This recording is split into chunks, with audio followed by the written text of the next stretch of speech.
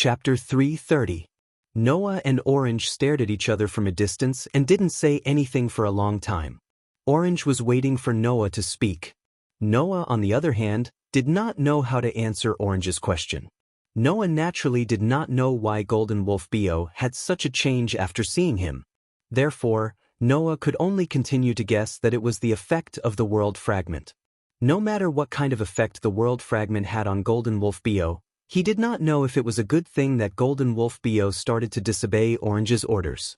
After all, it was unknown whether Bio, the Golden Wolf, would go berserk and turn the entire Sanyi City upside down after losing Orange's restraint. Of course, for Noah, after knowing that Golden Wolf Bio was overly obsessed with him under the influence of the world fragment, he was somewhat relieved. At least, Noah did not have to worry that Golden Wolf Bio would mysteriously go missing.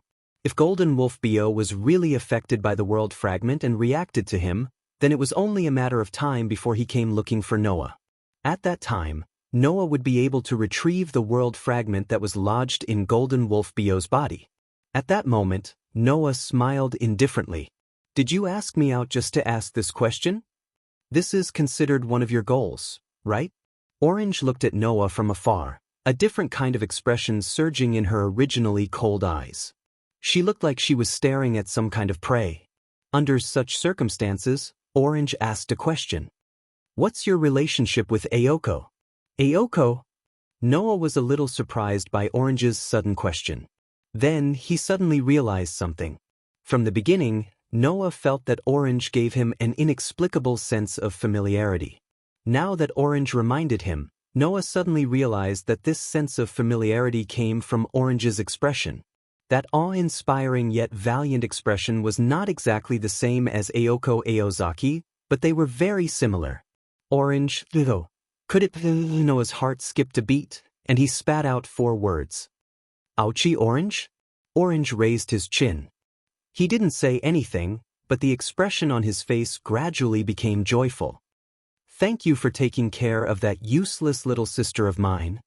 This disguised admission made Noah's face sink. "Ouchie, Orange. Ayoko Aozaki." Noah's guess was right. Orange and Qingzi were sisters. Biological sisters. Although we haven't met for a few years, I can still predict what kind of abilities Qingzi has. Alright, Yuju is also my good friend, and I know her very well. Before I came to Sanyi City, I already had a perfect plan on how to deal with Qingzi and Yuju. Chengzi's voice turned cruel. "It's just that I didn't expect that a person would suddenly appear in this battle and affect my trump card. I originally thought that you were Qingzi's hidden trump card, but now it seems that you also have your own position." "What's your relationship with Qingzi?" Orange asked for the second time. The way she looked at Noah was no longer cold and irritable. Instead, she became interested. "According to your answer, I will also decide what kind of treatment to give you in the next battle." That one sentence made the atmosphere, which had dropped to the freezing point, become tense. After a while, Noah suddenly laughed. "My relationship with the Qingzi you mentioned is very vague. If you want to use something as a standard to measure it, right, what's the relationship between us?" "Because kissed." Orange was stunned. When she came to her senses, she couldn't help laughing. "That is to say, you are Qingzi's possession?" "Qingzi's possession?" Noah shrugged. "I don't object to your understanding, but if you must, I hope you can understand it differently." Saying this, Noah's face showed an intriguing expression. He looked straight ahead. "It's not that I'm Qingzi's possession, but that Qingzi is my possession." The smile on Orange's face gradually disappeared. Her eyes fixed on Noah gradually turned cold, as if she had abandoned all feelings. "I understand. You are Qingzi's trump card, and you are destined to be my enemy. That's all I need to understand." After saying this, Orange turned her back, exposing her almost perfect back to Noah's eyes. "Are you ready at the last fulcrum? I will also go back and prepare. The next time we meet, it will be the time to kill." After saying this, Orange didn't look back. As if she had completed the most important task, she left the park with powerful steps. Looking at Orange's vivid back, Noah found it hard to believe that she was a puppet that crawled on the ground like an ant. With the technology to create puppets of that level and a fantasy breed that was even stronger than a dragon, Ouchie Orange was definitely a strong opponent. Looking at Orange's back, Noah turned around and walked out of the park against the cold wind after a while. At the corner of the road outside the park, Wenbin Yongli stared at Noah with fox-like eyes. She still had a calm smile on her face. It's rare to see Orange talk to someone for so long. It seems that you two get along very well. I don't know if I get along with Ouchie Orange yet. Noah stopped and glanced at Wenbin Yongli, but I know that we will never get along. After saying this, Noah's body suddenly moved. As if turning into a shadow, he appeared in front of Wenbin Yongli like a ghost. The smile on Wenbin Yongli's face froze. Her pupils shrank, and her body instantly tensed up. She jumped and retreated quickly. Almost at the same time, a hand appeared out of thin air, piercing through the air and passing by where Wenbin and Yongli had been standing. At this moment, a cold light flashed in Wenbin Yongli's eyes. Her body suddenly stopped retreating. Like a spring, she charged forward instead of retreating. Clang! A cold, lightning-like light lit up from Wenbin Yongli's thick cloak. Like a poisonous snake, it stabbed toward Noah viciously. That speed seemed to have surpassed the speed of sound. It flashed through the air. No matter how powerful a magician was, once this attack that seemed to surpass the speed of sound got close to them, they would definitely die. For such an attack to appear from a priest who wasn't even a magician, it could only be described as a godly skill. This was the priest of the Hetian Church Wenbin Yongli. He was an existence that even Orange found difficult to deal with and was on guard against. However, in front of Wenbin Yongli, there was an even more incredible existence. Even if he didn't use magic, he still had terrifying strength. A hand suddenly appeared from the side. Like an arrow, it cut through the air. In a thousandth of a second, it suddenly touched the cold light that shot toward Wenbin Yongli. Puh! With a crisp sound, the strong hand grasped the wrist of Wenbin Yongli, who was holding the cold light. At this moment, the lightning-like cold light showed its full appearance. It was a saber. A very sharp long saber. In the next second, against the air and with the sound of the wind, a leg that turned into a shadow hit Wenbin Yongli's chest heavily like a ferocious whip. Bang! A muffled sound and a strong impact exploded in front of Wenbin Yongli's chest at the same time. Gurgle! Wenbin Yongli groaned. Her whole body was directly hit into the air. Like a kite with a broken string, she smashed into a wall.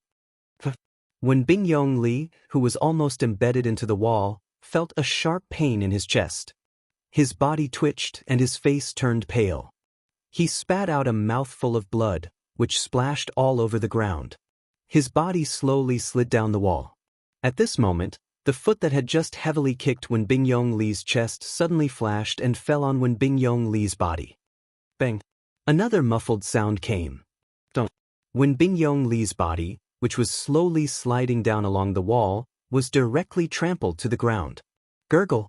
The sharp pain from her chest and the impact from her back made Wenbin Yongli spit out a mouthful of red blood again. Like a blood flower, it sprayed to the sky and then fell down again. Wenbin Yongli's paler face was dyed red. Chapter 331. Cough cough. At this moment, Wenbin Yongli felt as if his body was no longer his own. Apart from pain, all other sensations were far away, and he couldn't feel anything at all. I thought I could take you down in one move, but I didn't expect you to be so capable. As expected of the church's lackey, even if you're not a magician, you can still display considerable strength. No wonder Ouchie Orange is so afraid of you. On the other side, Noah still had one foot on Wenbin Yongli's chest as he looked down at Wenbin Yongli, whose pale face was dyed red by dark red blood. There was a smile on his face, but there was no smile in his eyes. However, for a priest to carry a weapon used to kill, you are really incompetent. Saying this, Noah slightly crouched down and touched the half of Wenbin Yongli's body that was covered by the cloak. He immediately took out two sharp long swords. In other words, including the one in Wenbin Yongli's hand, Wenbin Yongli had a total of 3 long swords on him. Clang clang. The sound of the sharp long saber being casually thrown to the ground echoed, which made Wenbin Yong, who was a little confused, more or less sober. Cough cough. When Binjiangli raised his pale face that was dyed red by blood and looked up at Noah, who had one foot on his chest, he actually laughed out loud. Compared to a magician, I am indeed incompetent. I don't have the decisiveness of a magician to casually attack others based on their mood. No matter what, I can't be careless, based on your mood? Noah narrowed his eyes and laughed. You're right, my mood is indeed ruined by you. Noah gradually increased the strength of his foot that was stepping on Wenbinjiangli's chest, causing Wenbinjiangli's pale face to gradually turn red. Then, Noah's voice drilled into Wenbinjiangli's ears. I say, Sir Priest, don't tell me you think you've hidden your killing intent very well? Looking at Wenbingyongli's face that was gradually turning red, the expression in Noah's eyes was abnormally cold, and there was a faint smile on his face. From the moment we met at the gate of the Kuyuanji mansion to the moment we met Aoqi Cheng in this park, the killing intent released from you made my skin feel a bit painful. Wenbingyongli's expression changed, and a look of surprise appeared in his eyes. Obviously, Wenbingyongli really thought that he had hidden himself well and had not been discovered by Noah. And after Aoqi Orange asked you to step down on the surface, you obediently stepped down, but do you really think you can hide it from me? In fact, you've been hiding at the side looking for an opportunity, right? Noah continued to speak as if he didn't see Wenbingyongli's reaction. Find a chance to attack me. Wenbingyongli's heart turned cold. Even this had been discovered? Aoqi Cheng is right, you're a madman. Noah coldly looked at Wenbingyongli. If I attack you based on my mood, then you don't have any reason to kill me. Wenbingyongli, Sir Priest, do you really think I won't do anything to you? I have a reason, didn't I say it before? Wenbingyongli was silent for a while, and suddenly smiled. I just want to try to kill you. This sentence did not make Noah feel angry, nor did it make Noah feel frightened. Instead, it made Noah's gaze on Wenbingyongli begin to become sympathetic. The man in front of him could no longer be described as crazy, but in extreme emptiness. No matter who it was, as long as he wanted to kill someone, he must have a reason. This reason could be because of benefits, or it could be because of personal feelings. Even if it was a madman who took pleasure in killing, since killing made the madman feel pleasure, then the madman would kill in pursuit of pleasure. This was also a reason. But for the man in front of him, killing did not need a reason, nor did it need to be mixed with any personal feelings. It was purely a choice of kill or not kill. In other words, Wenbingyongli was not so much a person, but a knife. A knife that could kill would never have any feelings, nor would it have a reason to stain itself with blood. As long as someone wielded it, it could kill. Wenbingyongli was such an existence. For Wenbingyongli, the only reason for killing was probably the so-called whim. Just like in the past and now when he wanted to kill Noah twice. Because he wanted to kill, he felt that he could kill, so he would do it for no reason. It was this kind of Wenbingyongli that made Aoqi Cheng use the adjective madman to describe him. This person could no longer be called a person. Perhaps, the reason why Wenbingyongli accepted Aoqi Cheng's request and brought Noah here was just to find a chance to kill Noah. Besides that, there was no other reason. Noah's pair of deep dark eyes swept over Wenbingyongli, and then the corner of his mouth slowly raised. You're a human on the outside, but you're a weapon on the inside. Killing is the only meaning of your existence. Other than that, you're nothing. Your existence really makes people feel sympathy for you. Originally, I wanted to directly deal with you, a dazzling guy, but now it seems that breaking a knife swung at me doesn't give me any sense of accomplishment. I'll give you another way to deal with it. After saying that, Noah stretched out his hand and put a finger on Wenbingyongli's chest. The magic in his body slowly gathered and concentrated on the finger, so that the tip of the finger bloomed with magic light. Then, under Wenbingyongli's gaze, Noah seemed to be drawing something as it slid across Wenbingyongli's chest. Buzz. A second later, a rune flashed in front of Wenbingyongli's chest as if it had taken root. Countless root-like veins extended from his body and covered his entire body. Almost at the same time, An indescribable pain attacked Wen Bingyongli's entire body and even his nerves. Ah!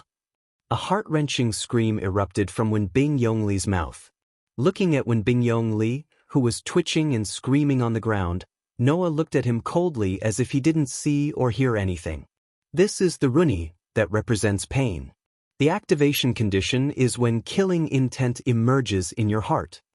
Hearing this, Wen Bingyongli was shocked by the indescribable pain all over his body. The activation condition was when the killing intent emerged in the heart? What did this mean?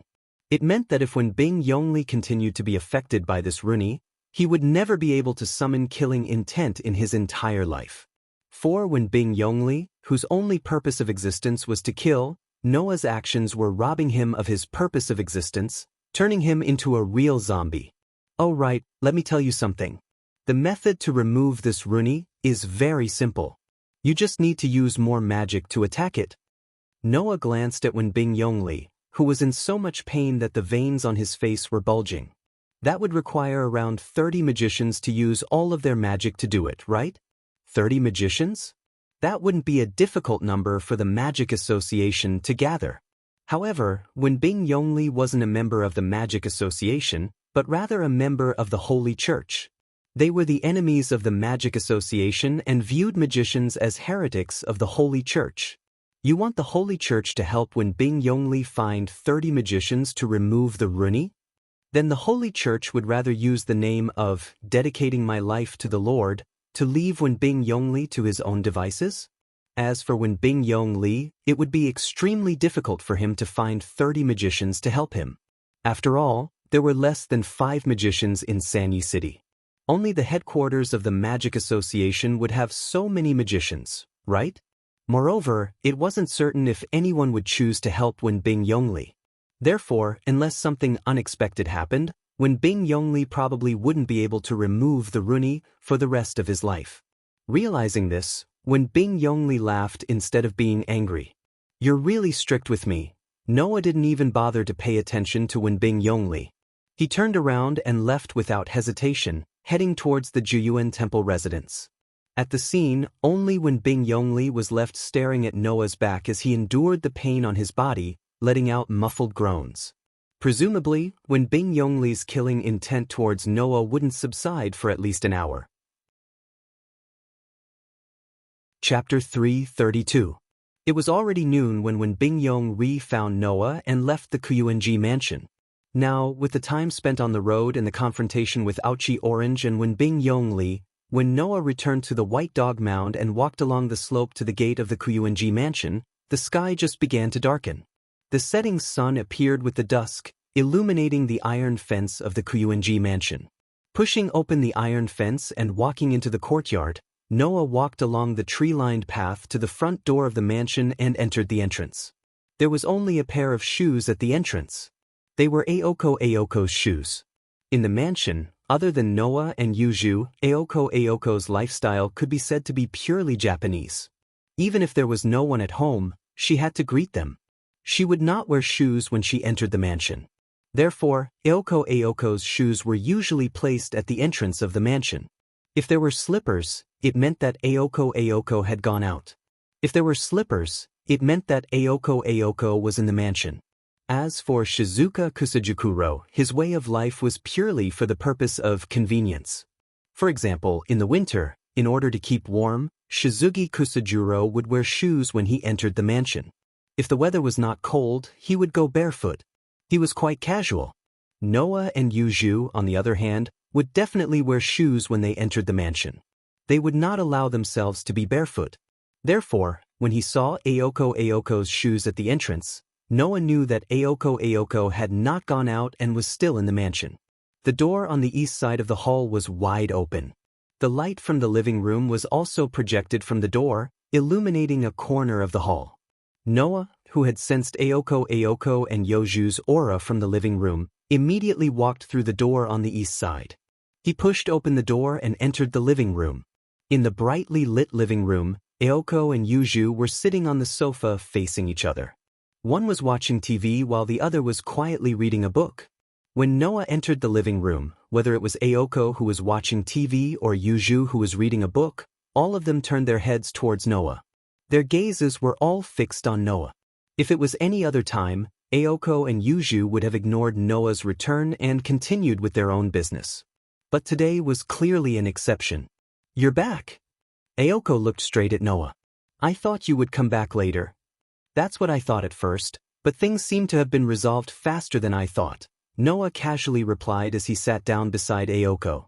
"Where's Jingshi?" "He went out to work." Aoko replied in a perfunctory manner before asking with a serious expression. "Why is that priest looking for you?" On the opposite side, Yuju also looked closely at Noah. She seemed to be very concerned about this question. The relationship between magician and the church wasn't good to begin with. Although when Bing Yongli was neutral and didn't side with the church or magician, his identity was still very sensitive. Besides, no one knew what kind of person when Bing Yongli was better than Aoko and Yuju. To put it bluntly, that person only remembered his own matters and did things based on his own mood. He was a complete egoist. For such a pretentious person to purposely come here to invite Noah out, no one would believe that nothing had happened. Noah turned his head and didn't say anything. He just looked into Aoko's eyes. His dark and deep eyes were filled with a look that Aoko couldn't understand. What are you doing?" Aoko, who felt a little uncomfortable, subconsciously wanted to turn her head away. However, her innate unwillingness to admit defeat made her suppress this impulse. Instead, she glared fiercely at Noah. "Could it be that the matter you are talking about has something to do with me?" Noah still looked straight into Aoko's eyes that were filled with determination and awe. After a while, he closed his eyes and turned his head away. "That fake priest brought me to meet someone." Although Noah's tone was calm and casual, Aoko did not dare to feel relaxed at all. Because, for Noah, the matter that was not important could be the biggest trouble for Aoko. Aoko and Yuju looked at each other, then turned their gaze to Noah. Noah finally sighed when he sensed the gazes of the two girls. "That's your sister." Before Yuju could react, Aoko's delicate body trembled as she looked at Noah. "Who did you say?" "Your sister." Noah glanced at Aoko Aozaki.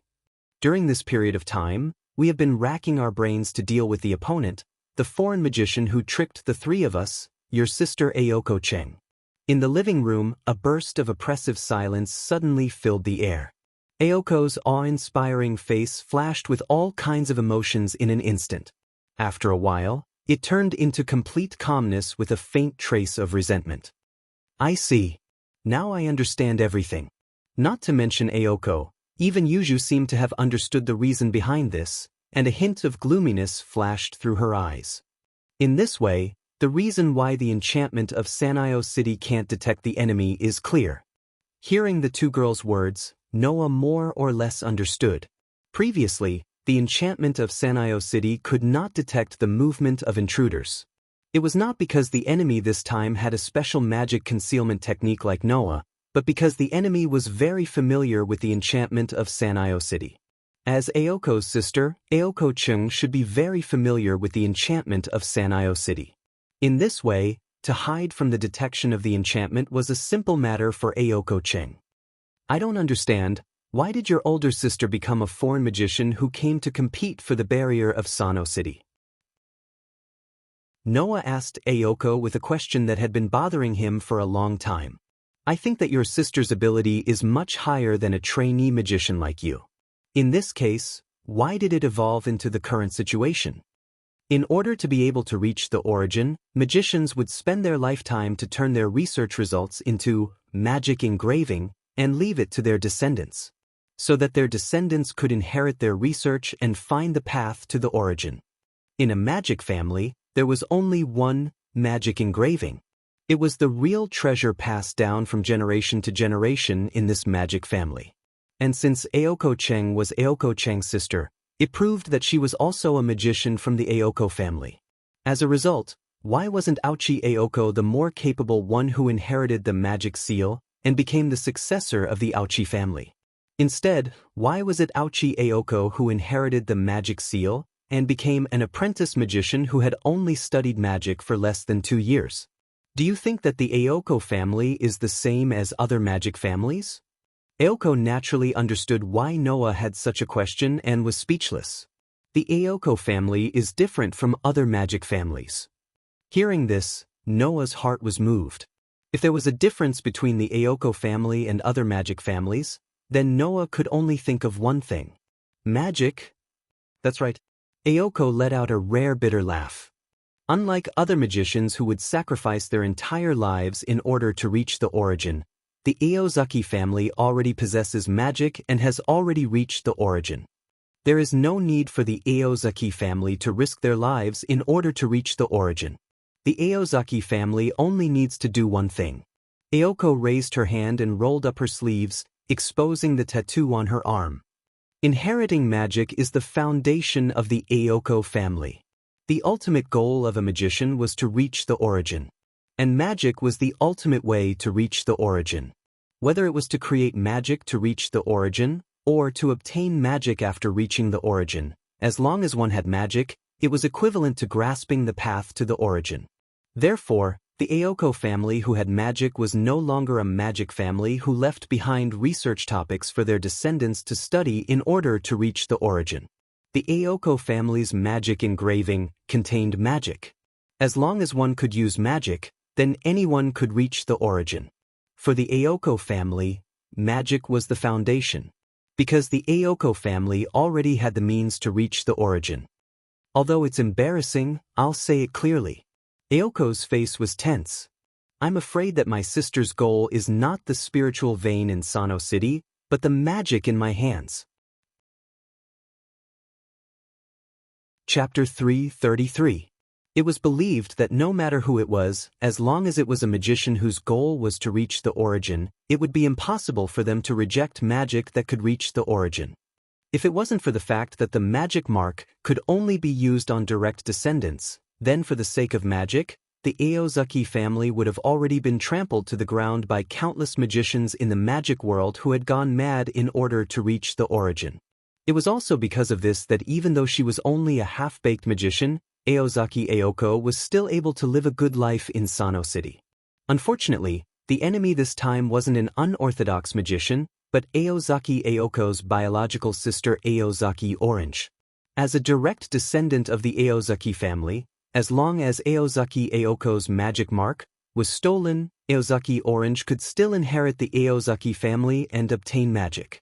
Therefore, for Aozaki Aoko, no matter how she looked at it, Aozaki Orange was the worst enemy, without exception. Actually, my sister is the original successor of the Aozaki family. In the living room, Aozaki Aoko, who was sitting on the sofa, said these words in an emotionless tone. From the moment my sister was born, she was raised by my grandfather with the goal of inheriting magic as her goal. Since she was a child, she grew up in the form of a magic egg in order to inherit the magic of the Aozaki family one day. My sister's talent for magic is very amazing.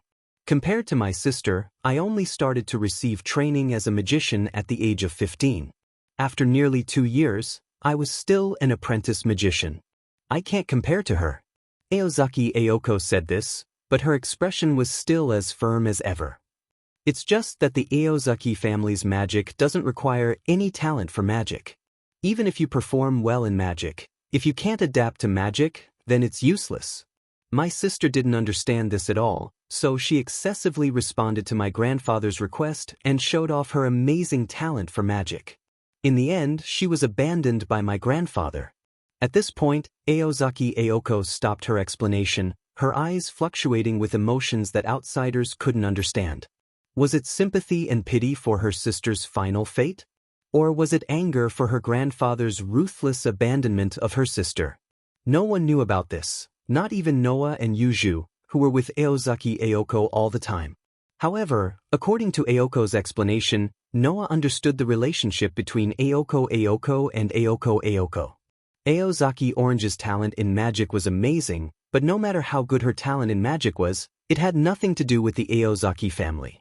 After all, the purpose of a magician's research was to reach the origin, while the Aozaki family already possessed magic that could reach the origin, so there was no need for them to research any more magic as long as they could inherit the magic. Therefore, no matter how outstanding or even monstrous Ouchie Orange's magic talent was, if she only had magic, she would never be able to enter her grandfather's eyes. In the end, it seemed that Aoko Aozaki was more suitable for the purpose of inheriting magic.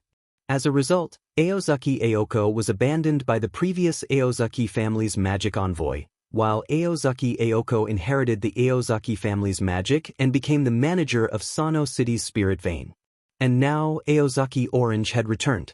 Sister didn't come back for revenge, nor did she come back to teach her grandfather a lesson for abandoning her a lesson, nor did she come back to take back what once belonged to her.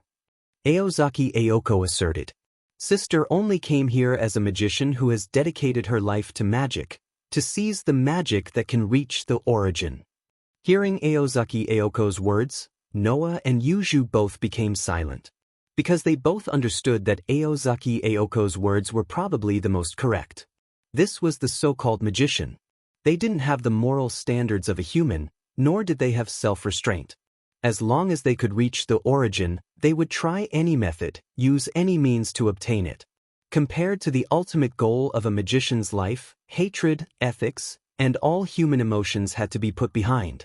This was the ideal requirement of a magician. Noah didn't know how many magicians in this world could reach this ideal state that he disdained, but in Aozaki Aoko's eyes, Aozaki Orange was definitely that kind of existence. I should have guessed it was that idiot sister, Aozaki Aoko said while gnashing her teeth.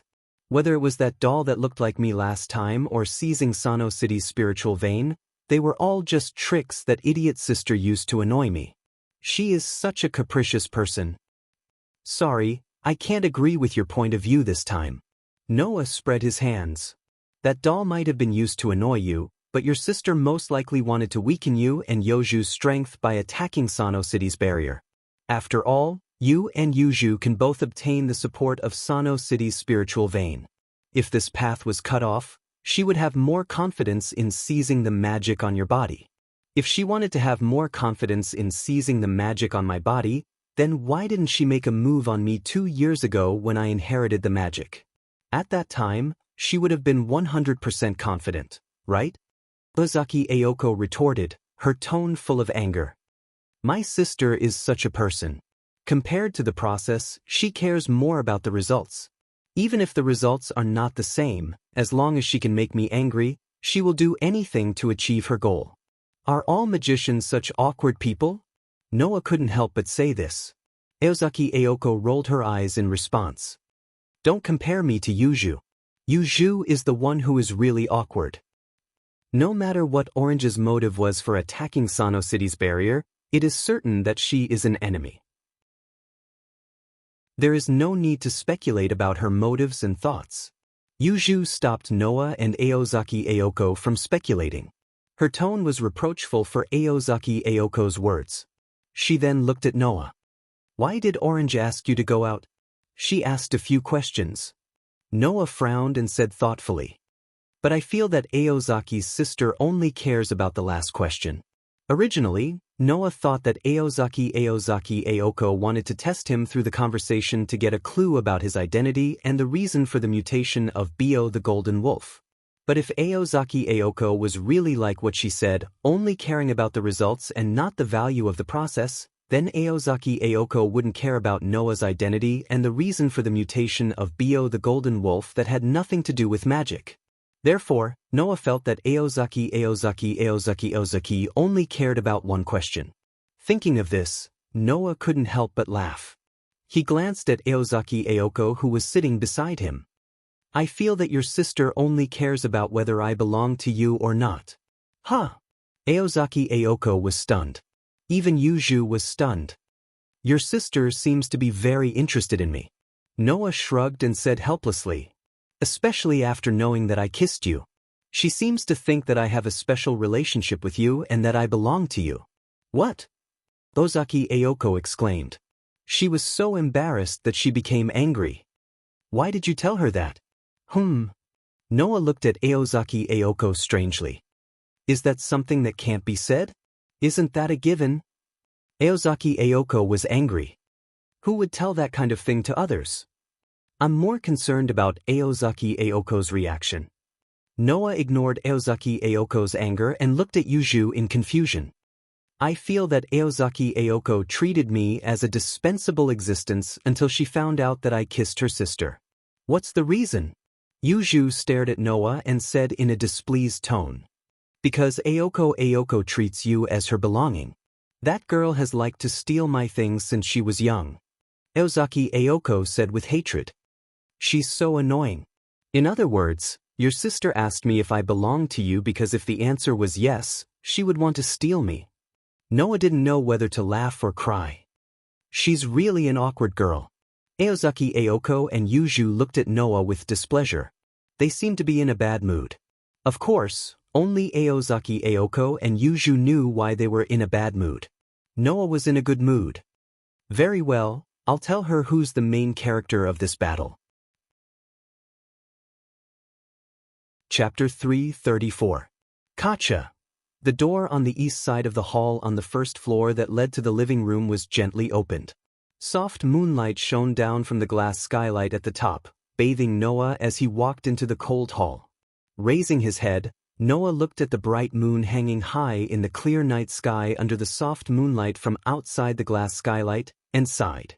Although he seemed calm and strong when he was discussing the matter of Aoko and Yuju in the living room, only Noah knew that after knowing about the matter of Aoko, his mood became quite irritable. The reason for his irritation was very simple. It was because of the battle between the two sisters, Aoko and Aoko. From Noah's point of view, he really couldn't understand why Aozaki Aoko and Aozaki Aoko, who were biological sisters, would fight each other. Was it because someone had committed a heinous crime? Was it because someone had done something wrong? Was it because someone had forced them? Was it because someone had threatened them? None of them. It was all of their own accord. As if it was natural, Aoko had attacked the barrier of Sano City, and also issued a challenge to her own sister. As if it was only natural, Aoko was not surprised that her own sister would make a move against her. She was even ready to fight. Why could the two sisters take all of this for granted? This was the reason why Noah could not understand. Of course, from an objective point of view, the battle between Aoko and Aoko seemed to be natural. There was only one magic in the Aoko family. In order to obtain this one inheritance, Aoko and Aoko had to fight each other. In this world, it was a tragedy for a magician family to have two descendants in the same generation. If one was talented and the other was incompetent, it would be fine, but if both sides were very talented, then it would be troublesome. Because there was only one magic engraving. Around the magic engraving, the descendants of the same generation in the same magic family would fight and kill each other, leaving only one to inherit the research topic left by the ancestors. This was not a rare example in the entire magic world. From the point of view of other magicians, the battle between Aoko and Aoko was really natural, and there was nothing strange about it. If one day, Noah's grandfather, Makarov, told Noah that he had a powerful magic that could rule the world, but only one of the brothers, Noah and Laxus, could inherit it, then they would have to fight to leave only one person. Then, with Laxus's twisted character, he would not hesitate to agree. However, if Mira and Lisana were to face the same situation, Mira would give up the chance without hesitation and give it to Lisana, and Lisana would give it to Mira as well. She would never fight her family for power. Aoko and Aoko were sisters. Since the two of them had accepted the result of this battle as a matter of course, could it be that the two of them also had twisted personalities? Probably not. Or did these two sisters family? Noah didn't know. But to Noah, as a family member, it was too stupid to fight for so-called magic. Noah could kill anyone for the sake of his family in fairy tale, but he would never kill his family in fairy tale. No matter which world's fairy tale it was, Noah had always had a reason to fight with others for his family, but there was no possibility of him fighting with his family for that necessary reason. This was Noah. He believed that almost all the members of fairy tale in the two worlds that Noah was in would be the same as Noah. Therefore, from Noah's point of view, no matter what the reason was, the killing between family members was inexplicable.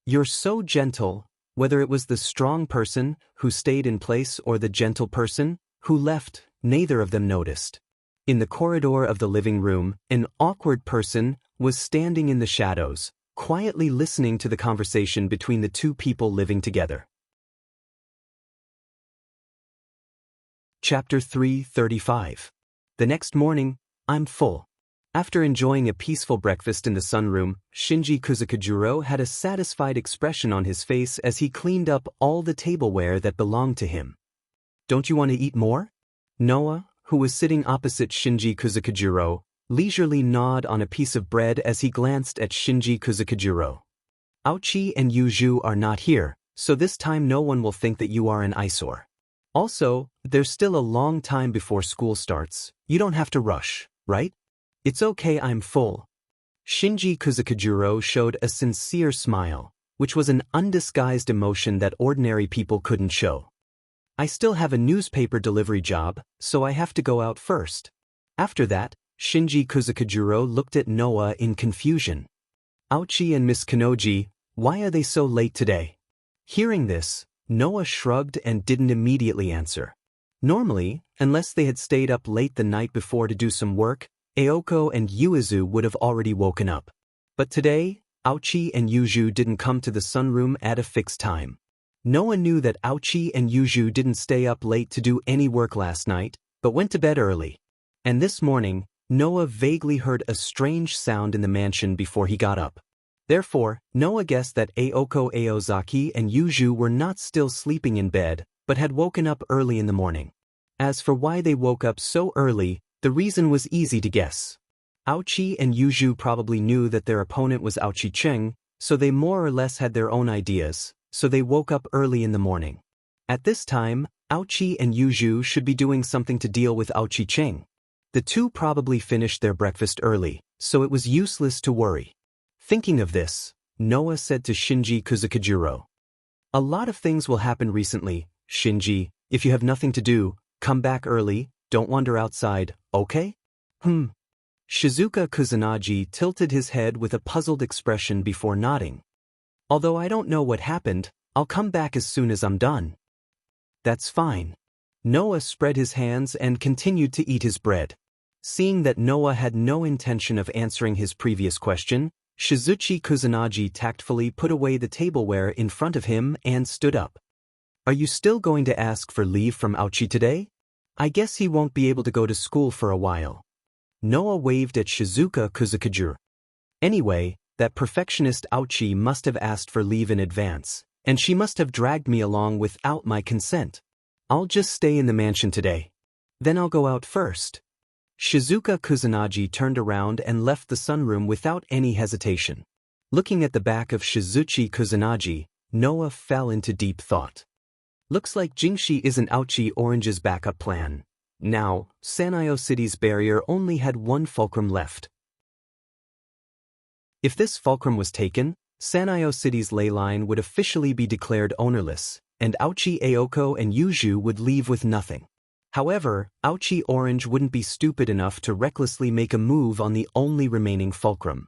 If Shizuchi Kusanagi was really one of Aochi Orange's people, in order to let the situation develop and not continue to be in a stalemate, Aochi Orange would definitely let Shizuchi Kusanagi do everything possible in the enemy's base camp. However, until now, Shizuchi Kusanagi still hadn't made any moves, and Yoju's familiar who was in charge of monitoring Shizuchi Kusanagi also didn't report anything strange, so the suspicion of Shizuchi Kusanagi being an accomplice of the enemy was greatly reduced. No matter what, this time the enemy isn't easy to deal with is a fact. Noah couldn't help but recall the last time he fought with Golden Wolf Bio, and couldn't help but sigh. "I have to make some preparations." After saying that, Noah sped up his eating speed. After finishing his breakfast, Noah directly returned to his room, closed the door tightly, took off his shoes, sat on his bed, and pressed his hand on his chest. Blazing Fong. The incantation to summon the soul clearly echoed. Wang. A pure white geometric pattern suddenly emerged from Noah's chest. Pang. A deep blue flame rose from the star pattern, and the flame instantly illuminated Noah's surroundings, as if a gust of wind was swirling. Not long after, two pitch-black weapons with a pure white pattern emerged from the blue flame and fell down. Knight's sword and revolver. After about a month or so, the two blaze fangs that had always existed in Noah's soul were finally summoned once again. Looking at the two blaze that belonged to him, Noah couldn't help but smile. He placed the knight's sword and revolver in front of him, and after hesitating for a moment, he picked up his knight's sword. Wang! The knight's sword that was raised in front of Noah seemed to greet Noah. Its whole body trembled, and the pure white pattern on the pitch-black sword flashed with a cold luster. Looking at his beloved sword in front of him, Noah's mind was filled with exquisite runes. That was all the rune magic that Noah had learned up until now. Suddenly, one by one, the runes flashed in Noah's mind like a digital program on a sophisticated computer screen, causing Noah's dark eyes to shine. In the next moment, Noah raised one of his hands and extended a finger. The magic in his body was released from the limited seal and flowed through Noah's body and finally gathered at Noah's finger. Immediately, Noah pointed his finger at the knight's sword and began to draw a flickering rune. Noah was strengthening his blaze. In Norse legends, rune was originally engraved on tools and props and was used for divination or to pray for peace. Later, people began to engrave rune on their own weapons, borrowing the power of rune to strengthen their weapons and also strengthen their own fighting power, and used it on the battlefield. And in this world, magicians who were proficient in rune would often engrave rune on their magic attire to strengthen their magic attire. In the Magic Association, some magicians who were proficient in fighting would even engrave rune on their own bodies, making it an existence similar to a weapon. Noah was just doing the same thing. In the last confrontation, the Golden Wolf Bio and Noah, who had released all of their power and used the full power of Crush, were evenly matched. From this, it could be seen that the Golden Wolf Bio's strength was not inferior to Noah's. However, in the last battle, Noah did not use Blaze. In order to meet the inevitable battle, Noah needed to make some preparations. Strengthening Blaze was equivalent to strengthening Noah's fighting power.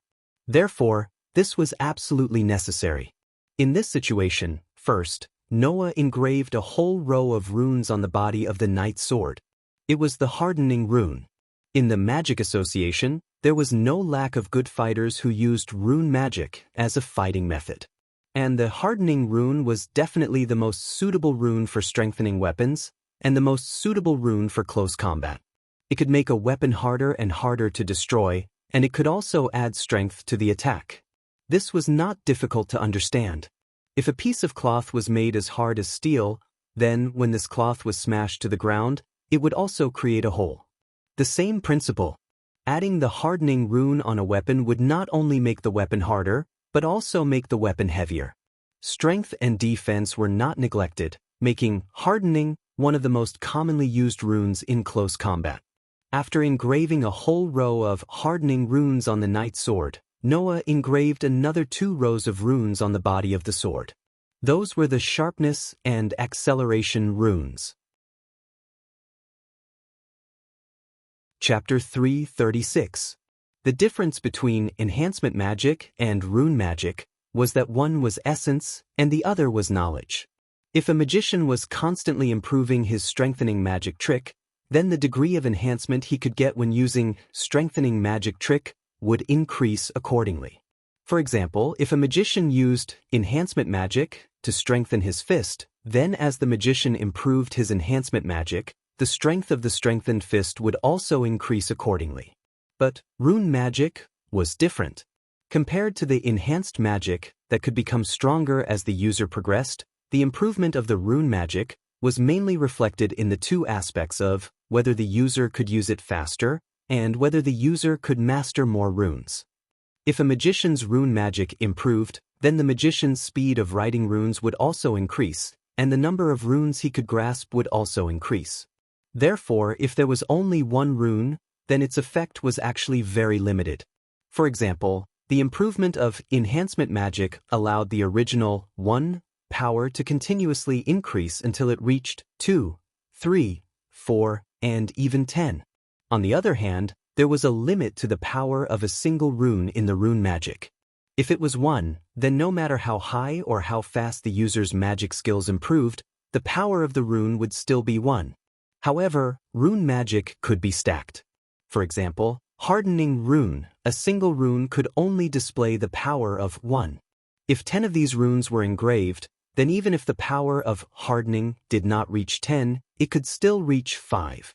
Therefore, Noah engraved hardening, sharpening, and acceleration runes on the knight's sword in 3 rows that covered the entire blade. These 3 rows of runes could allow Noah's knight's sword to display its full power. Among them, the hardening rune had the greatest effect. After all, the hardening runes could not only make the knight's sword heavier, but also indirectly increase its attack power. This row of hardening runes could also make Noah's knight's sword extremely sturdy. It must be known that the blaze was the soul itself. If the blaze was destroyed, it would be equivalent to the soul being shattered once. The owner of the blaze would suffer an unimaginable blow because of this. At the very least, they would be unconscious for an entire day before waking up. Noah's blaze was rather special. It was born from a weapon that originally existed and became a part of his soul. If the blaze was destroyed, then only a part of Noah's soul would be destroyed, but it would still cause a certain amount of mental damage.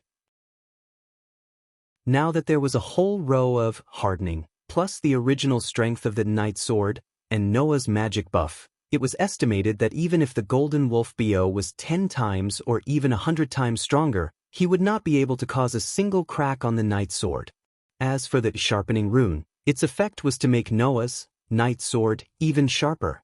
It was believed that now Noah's knight's sword would not be able to cut through anything. As for the haste rune, it did not increase Noah's speed, but increased the speed at which Noah swung his sword.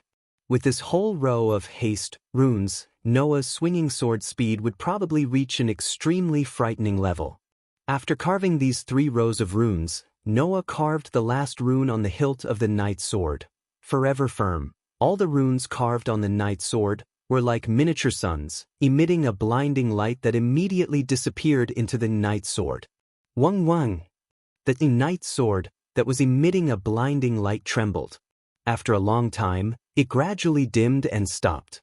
In the next second, the knight's sword that was imprinted in Noah's eyes had already changed. The runes that were originally flickering like fireflies on the body of the knight's sword had all disappeared.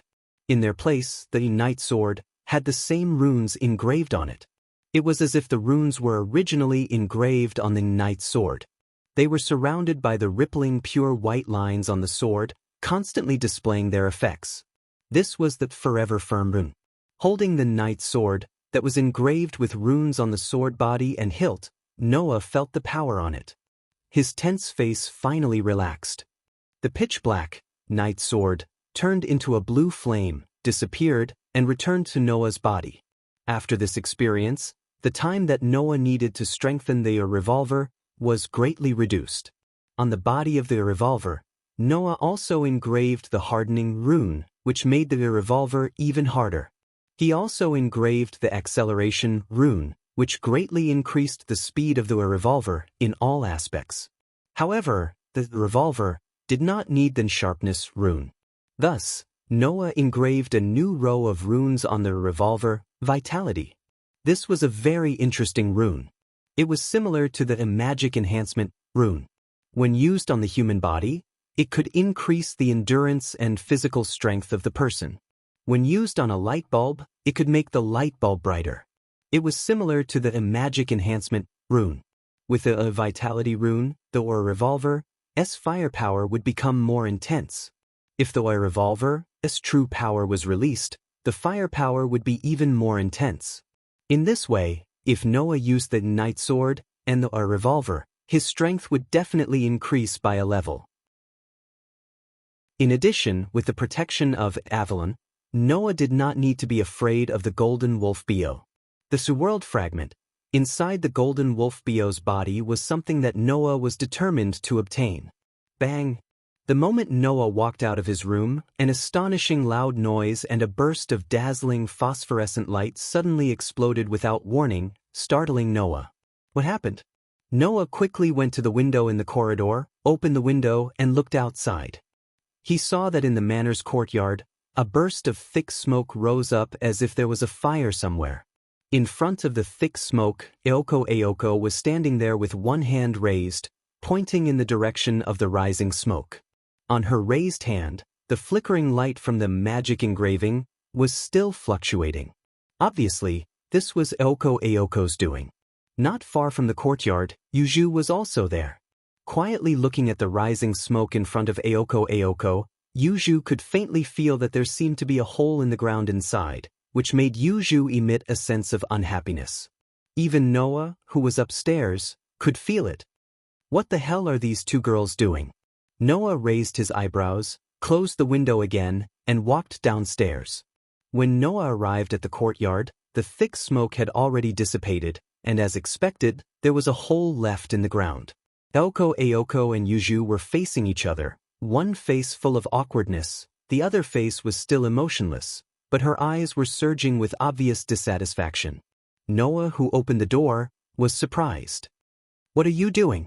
Hearing Noah's voice, Aoko and Yuju turned their heads at the same time and looked at him. As you can see, the awkwardness on Aoko's face disappeared, and she casually replied while flicking her waist-length hair. "I'm practicing." "Practicing?" Noah was startled at first, then immediately understood. "You also know how to cram at the last minute?" Aoko looked like she wanted to refute, but no words came out. She could only snort and turn her head. The battle with Aoko could come at any time. Aoko didn't say it on the surface, but in her heart, she was more or less nervous. It was not strange that she wanted to seize the time to improve her strength. I should have known that Aoko's talent in destruction is unparalleled. Yuju took a deep breath and glanced at Aoko. Agreeing to let her practice in the courtyard was the most unwise decision I made. Although Yuju's most treasured place was the mansion, this courtyard was obviously in the category of treasures. After being wantonly destroyed by Aoko, Yuju didn't directly attack, which was something to be happy about. "After all this time, you got up early in the morning to practice?" Noah didn't know whether to laugh or cry. However, Aoko and Yuju both fell silent. Chapter 337. As magicians, both Aoko and Yuju were aware of this path that was destined to be full of blood and slaughter. Aoko, who had only 2 years of experience as a magician, would be fine. If one day she had to die in someone's hands, she would definitely not feel any regret. This was because when she embarked on the path of a magician, she was prepared to die at any time. Even Aoko was like this, let alone the pure-blooded who was destined to embark on the path of a magician from birth. Kanoji Yuju was even more so. To be honest, facing an invincible opponent who could kill them at any time, Aoko and Yuju did not feel strange at all, nor did they feel afraid. If it was in the past, knowing that their opponent this time was Aozaki Orange and that she had a fantasy breed under her command, Aozaki and Yuju wouldn't have rushed over anxiously to do something so meaningless as to increase their chances of winning. The two girls were more likely to relax leisurely as if they had seen through life and death, waiting for the day of the final battle to arrive. But this time, both Aoko and Yuzu woke up early in the morning and did something that they thought was meaningless in the past. This wasn't because Aoko and Yuju were nervous or afraid. Instead, it was because the two of them had the strange thought of not wanting to die that was extremely normal for ordinary people, but extremely strange for magicians. Why was this happening? Aoko and Yuju could not explain it clearly. However, the two girls knew that it was all because of the influence of the unfathomable man who lived with them. It was only because this idea came to Noah last night after he finished talking with Aozaki. Was it not because of Noah's influence? Even Aoko and Yuju did not believe it. "Haven't you thought that you will die?" Aoko couldn't help but say this to Noah.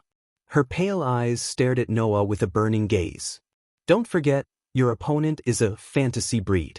You don't know what kind of ability it has, so Avalon might not be able to protect you." Hearing this, Noah was stunned. However, when he saw the strange emotions in Aoko's eyes, He looked into her eyes and said unhurriedly, "I'm sorry, but I'm sorry. Even though I have Avalon, I'm not arrogant enough to think that I'll be safe with it." "Then aren't you afraid?" Aoko Aozaki asked aggressively. "Every time you fight with an enemy, aren't you afraid that you will lose, or die? Can I not fight because I am afraid of losing, or dying?" Noah asked in return. "That's not what you'd think." "I don't think so. I am just curious why you don't think so." Aoko stared at Noah.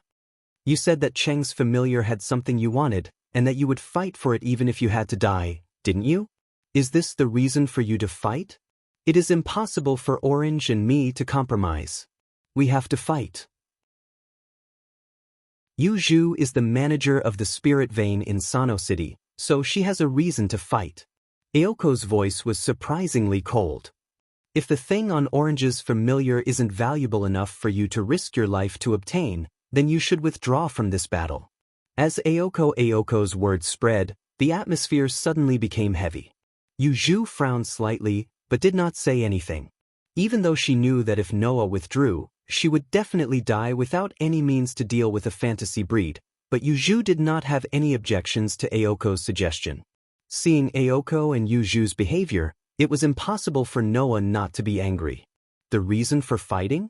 Even if it wasn't for the world fragment, just by the fact that the three of them lived under the same roof for a month or so, and the fact that they fought side by side for the past month as companions, how could Noah watch Aoko and Yu Zhu die in vain?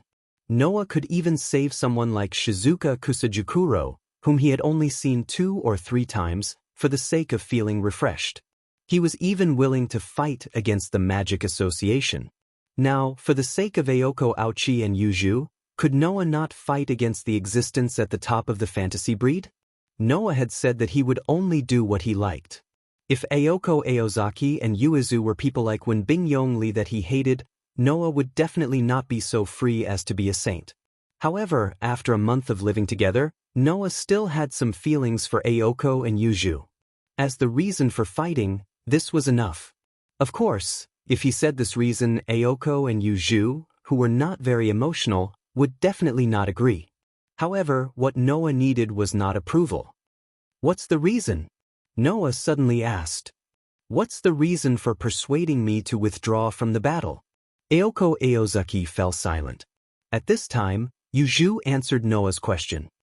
"Don't you still have a family?" Noah suddenly realized. So that's why. Aoko and Yu Zhu persuaded Noah to withdraw from the battle because Noah's words last night had touched the 2 girls. Aoko Aozaki and Yu Zhu were both prepared to die for this the moment they stepped onto the path of magicians.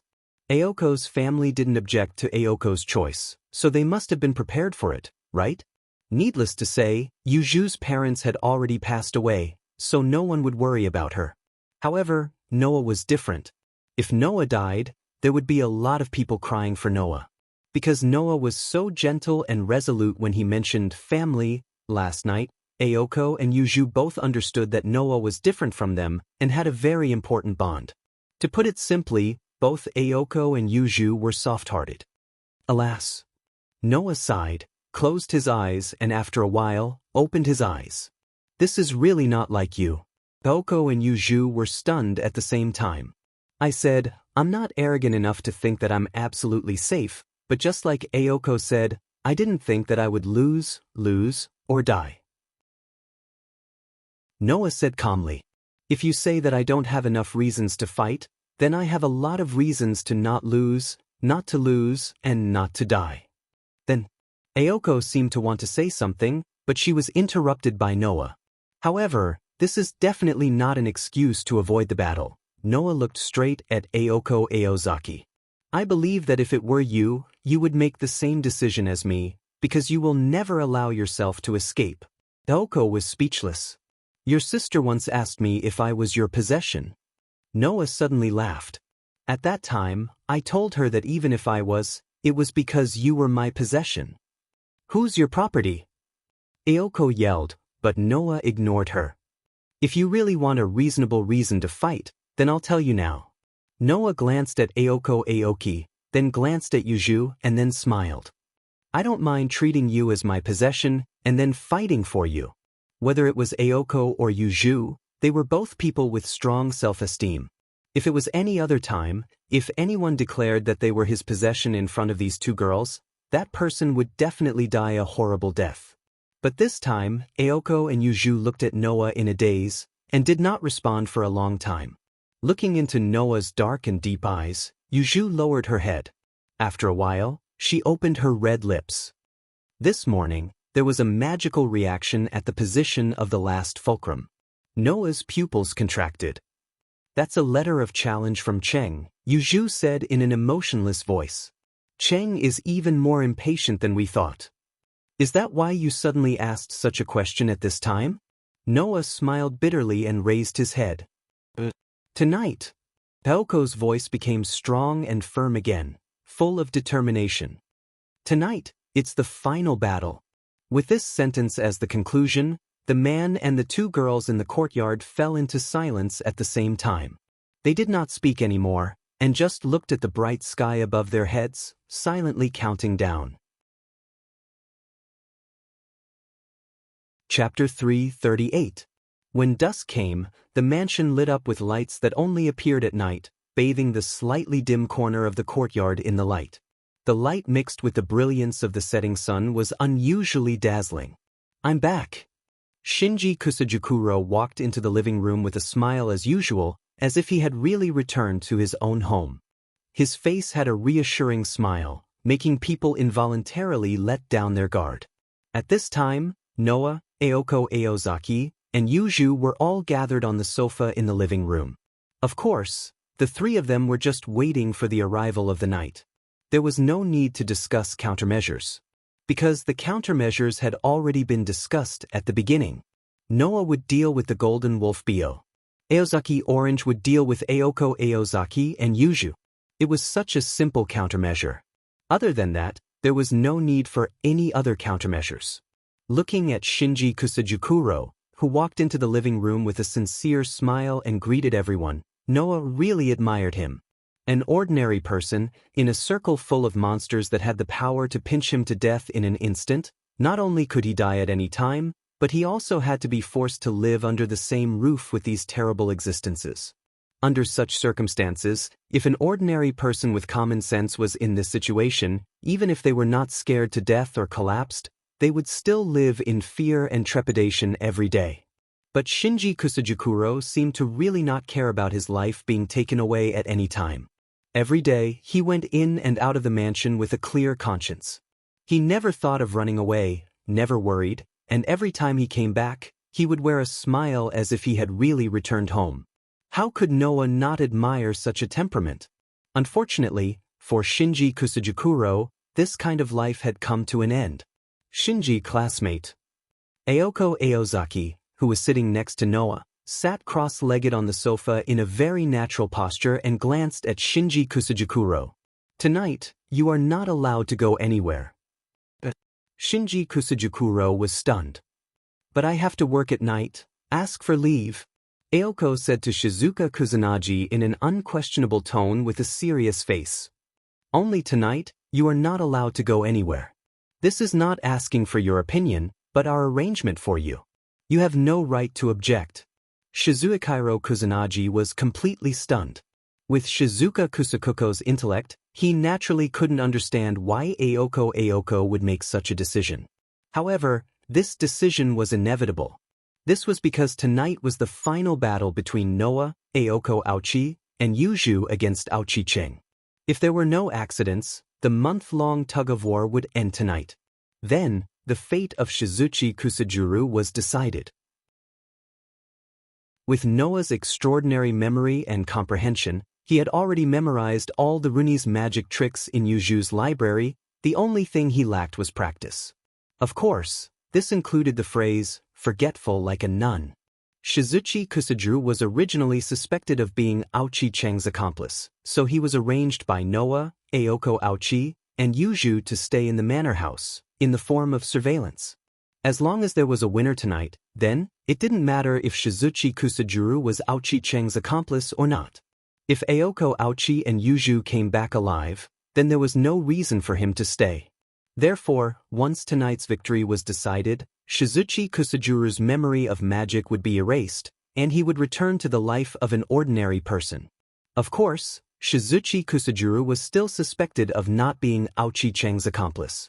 In order to prevent Shizuchi Kusajuru from doing anything if he was really Aochi Cheng's accomplice, Aoko Aochi and Yuju couldn't let Shizuchi Kusajuru wander around at this important time of the final battle. Shizuchi, tonight you stay in your room. Noah sighed slightly. I will engrave a imprisonment rune in your room. That rune will last until morning.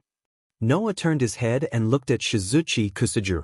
If we can come back before tomorrow morning, I will let you out and erase your memory. If we can't come back, then you can do whatever you want. Except for your room, you are not allowed to go anywhere else. Yuju said coldly to Shizuchi Kusajuru. Even if the imprisonment magic disappears tomorrow morning, if you wander around my house, there are many ways to destroy you. This time, no matter how stupid Shizuchi Kusajuru was, he knew that today was the last day he could stay here. Shizuchi Kusajuru had only lived here for less than 2 weeks, so naturally he didn't have any feelings for this place. Every day, because Aoko Aochi and Yuju didn't like him, he didn't communicate with anyone except for Noah. Therefore, knowing that he was about to be allowed to leave the mansion, Shizuchi Kusajuru nodded obediently without any joy or sadness. I understand. I will ask for leave from work at night, and I won't come out of my room until dawn. Even if I come out, I will go directly to my original place. Very good. Aoko Aochi nodded with satisfaction, and said to Shizuchi Kusajuru in a rare friendly manner. Then you go take a shower first. Okay. Shizuchi Kusajuru nodded quickly, turned around, and left the living room. Should I say as expected of him? Noah touched his nose. If an ordinary person knows that their memory will be erased, they will have some resistance no matter how unwilling they are. But Shizuchi doesn't seem to care at all. As expected, this person is incompatible with ordinary people. He has no sense of self at all, even his sense of existence is extremely weak. Aoko Aochi said with pity and disgust. I hate this kind of person the most. I really don't get along with him. Anyway, Shizuchi's matter is arranged like this. Noah looked up and looked at Aoko Aochi and Yuju. I haven't asked you before, but do you have a chance of winning against Aochi? I can only rely on the magic recorded in the Aochi family's magic seal, and I don't know how to use magic. Aoko Aochi pouted unhappily. My sister knows the magic of the Aochi family very well. If I were to go against her, I only have a 10% chance of winning. 10%? Noah smiled. You only learned magic for 2 years, and you dare to say that you have a 10% chance of winning against my sister who has learned magic since young and has amazing talent? There is no such thing as absolute in a magic battle. Aoko Aochi's voice was emotionless. There was only determination. Even if there is no chance of winning, I will create a chance of winning. I won't admit defeat in front of that idiot of a sister so easily. What about Yuju? Noah looked at Yuju. How are you compared to Aochi? In fact, Yuju and Aochi had known each other for more than 10 years. Noah didn't know about this until just now. But it wasn't strange. Aochi Orange used to be active in Sano City as the heir of the Aochi family, and Yuju was a pure-blooded witch who had been studying magic in Sano City since she was a child. There was no doubt that the two of them had met when they were young. Speaking of which, Yuju was very similar to Aochi Orange. Both of them had started learning magic since they were young. One of them was the descendant of a magic user, while the other was a pure-blooded witch. Both of them had outstanding talent in magic. Coupled with their own unique traits, it was hard to say who was stronger. Cheng is the same as Qing Zi. Both of them won't admit defeat so easily. Since she's back, she must have prepared a trump card that she's confident of defeating us, Yuju said expressionlessly while holding the book. Originally, I didn't want to get involved in the Aozaki family's affairs, but since Orange chose to attack the barrier of Sanyo City, I have the obligation to eliminate her. No matter what, if I join forces with Aoko, we won't be weaker than Orange. As she spoke, Yuju stared at Noah. But if you lose, we're all finished. That's for sure. Hearing this, Noah smiled. He smiled so much that his eyes flashed with traces of cold light. You want to kill me? Let's see if that golden wolf can do it. The sky finally darkened. Kacha. Opening the door of the mansion, Noah, Ouchie, and Yuju walked out and looked in one direction. That was the direction of the last fulcrum. At this time, whether it was Noah, Ouchie, or Yuju, they all chose to remain silent. They lifted their feet and silently walked out. Tonight was destined to be a long night. Chapter 339. Tonight, a thick layer of dark clouds covered the entire sky of Sanyo City, blocking all light sources. Compared to the past, Sanyo City's night was undoubtedly darker. It was as if they already knew that today would not be too ordinary, and there was a sense of tension everywhere. If it was a normal person without the guidance of street lights or flashlights, they would definitely not be able to see the road at night. It would not be an exaggeration to say that it was pitch black. However, such a night was no obstacle for Noah. When he was in the world of the Black Bullet, Noah had been strengthened many times by the virus of the protozoa. In these viruses, there was also the DNA of species with extremely strong night vision. With the strengthening of the DNA of these species with extremely strong night vision, no matter how dark the night was, it would not be an obstacle for Noah. Toko Aozaki and Yuju seemed to have used magic to strengthen their 5 senses in advance. Their footsteps did not have the slightest intention of stopping as they braved the cold wind and walked on the dark mountain path. At this moment, Noah, Aoko Aozaki, and Yuju were on a mountain at the edge of Sanyo City. At the top of this mountain, there was the last fulcrum of Sanyo City's spirit vein barrier. Under Yuju's lead, Noah and Aoko Aozaki passed through many mountain paths, and after about half an hour, they arrived at the top of the mountain. Whoosh! The bone-piercing cold wind mercilessly blew through the somewhat empty mountaintop. On the mountaintop surrounded by a forest, what appeared in front of Noah, Aoko Aozaki, and Yuju was a stone ground full of small holes and rocks. Roar! Almost at the same moment Noah's group of 3 appeared in the open space. An unusually high-pitched, elegant, and violent roar that made one's heart palpitate resounded through the night sky. Aoko Aozaki and Yuju, who heard this roar, immediately stiffened and involuntarily trembled slightly. This was not fear. This was not fear. This was an instinct that every life form would show when they encountered a higher-level life form.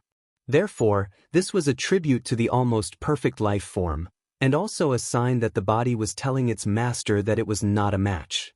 Only Noah seemed to have been provoked after hearing the resounding, elegant, and violent roar. A cold light flashed across his eyes. Wang! In an instant, all the power under the restricted state was released, filling Noah's entire body. This caused Noah's entire body to emit an extremely terrifying aura, silently enveloping all directions. That resounding, elegant, and violent roar came to an abrupt halt. Life forms would instinctively tremble when encountering higher life forms. Mysteries were useless in the face of higher mysteries. Even if this was the ironclad rule of this world, it was more fragile than anything to Noah. This was because Noah was an existence that truly transcended the world. Regardless of the mystery, Noah would not lose to any existence in terms of the level of life. Immediately, Noah took a step forward, as if protecting Aoko and Yuju behind him. His eyes swept across the stone ground in front of him like a torch. It's time to come out, right? The entire place returned to silence. Not long after, footsteps slowly sounded from the opposite side of the forest. There, a person and a beast slowly walked out, appearing in front of Noah's group.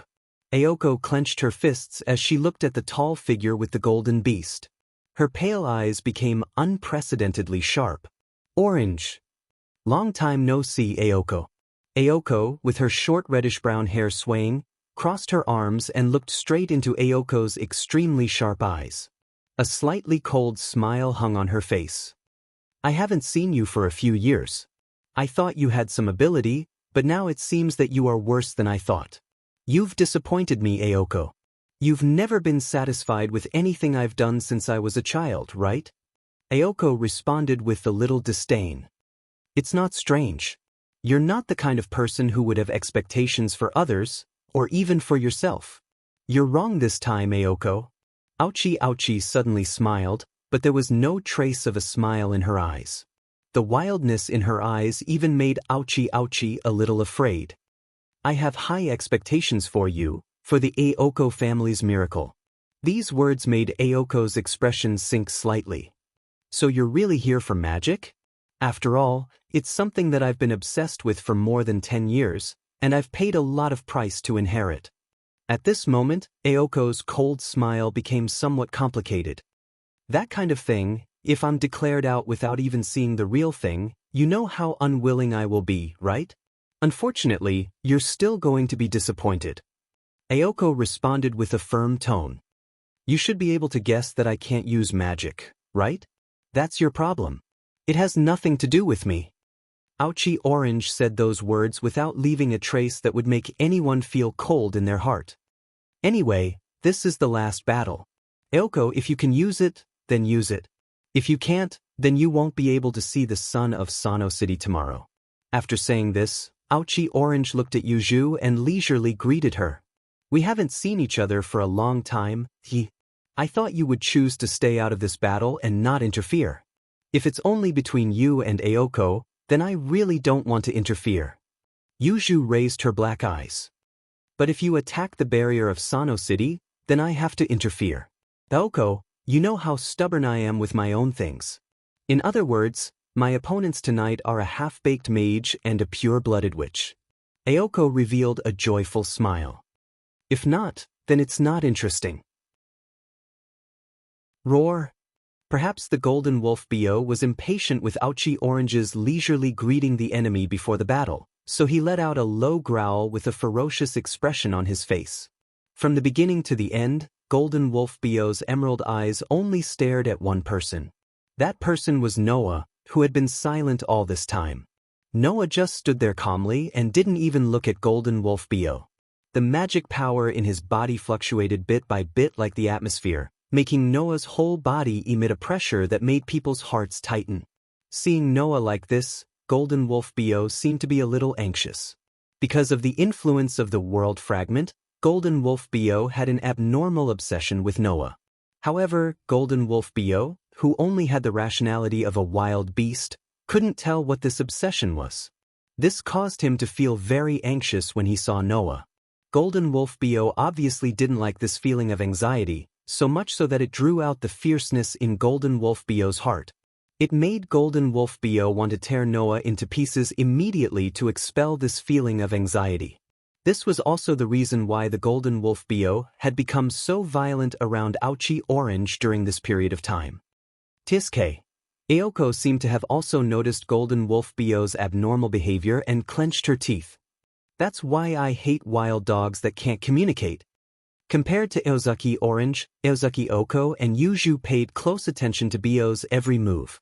Aoko wasn't the kind of person who cherished things. She even casually squandered an expensive doll. However, Aoko and Yuju couldn't ignore Golden Wolf Bio's identity as a fantasy breed. For magicians who studied mysteries and miracles, Golden Wolf Bio was definitely an existence worthy of respect and admiration. Therefore, Noah was the only one who maintained his initial calmness among the crowd. Can we start now? You can't wait? Aoko licked the corner of her mouth flirtatiously. If that's the case, then there's no need to waste time. After saying that, Aoko sneered. Bio, you can do whatever you want today. I won't stop you. As soon as she finished speaking, almost in the blink of an eye, the sound of something falling to the ground was heard beside Aoko. Puchi. Immediately after that, the sound of something being pierced rang out. Blood splattered into the sky. Chapter 340. Ouchie Orange only felt a gust of wind blowing from her side. Then, a presence appeared beside her, in front of Golden Wolf Bio. Puchi! A tearing sound echoed almost at the same time, bringing with it a burst of dark red blood. Splat! Amidst the splashing sound, Ouchie Orange's cheek felt cold. The liquid that couldn't be seen clearly splashed on the side of her face, bringing with it a strong smell of blood. A liquid with the smell of blood? Besides blood, Ouchie Orange couldn't think of anything else. Ouchie Orange's pupils slowly shrank to the size of a needle tip. Her mind was blank. Like a rusty robot, she slowly turned her head and looked to her side. Splat, splat. Large amounts of crimson blood dripped onto the ground, forming a moderately sized pool of blood. Huff! Golden Wolf Bio let out a sound that could not be heard. His originally shining golden body seemed to have suddenly dimmed and lost its luster. That was because Golden Wolf Bio's body was mostly dyed red by blood. Taking a closer look, a pitch-black sword with pure white patterns on it had pierced through Golden Wolf Bio's chest and came out from his back. A large amount of blood gushed out from the Golden Wolf Bio's body. And in front of Golden Wolf Bio, Noah, who had appeared out of nowhere, used the night sword in his hand to fiercely pierce through Golden Wolf Bio's body. His eyes were still blooming with a fierce light that hadn't dissipated yet. No matter if it was Ouchie Orange, Ouchie Aoko, or Jiujiuju, they were all shocked by this extremely sudden scene in front of them. When did he attack? When did he get there? When did he hold a weapon from who knows where? At this moment, all of this became unimportant. Most importantly, in just the blink of an eye, Noah directly dealt a fatal blow to the Golden Wolf Bio, who only existed in fantasy and legends and was even stronger than the dragons at the peak of the fantasy breed. You! Ouchie Orange finally recovered from her shock and quickly retreated. Roar! Golden Wolf Bio let out a violent roar. His front claws were like a flash of golden lightning. With a sudden wave, it was enough to cut through space, bringing with it a gust of wind, and fiercely cut towards Noah in front of him. However, the sharp claws that turned into lightning directly cut through the air in front of its owner. Not far away, Noah's figure suddenly appeared out of thin air. His feet touched the ground, and he quickly retreated. Looking at Noah's ghostly appearance, Ouchie Orange couldn't help but feel a chill in her heart. If it was Kilda's, he would know that Noah was not really a ghost. He was just controlling the distance between him and Noah. Controlled distance. Noah's night sword was a magic weapon that could control a range of 100 meters. The moment Ouchie Orange announced the start of the battle, Noah directly poured the magic in his body into the night sword, activating this ability that he hadn't used for a long time. The less than 100 meters distance between him and Bio was infinitely reduced to 0. It was as if he directly passed through space and appeared. The following matter was much easier. Under the situation where the distance was infinitely reduced, the speed of Noah's slash increased by nearly 100 times. In addition, there was a row of speed runes on the night sword.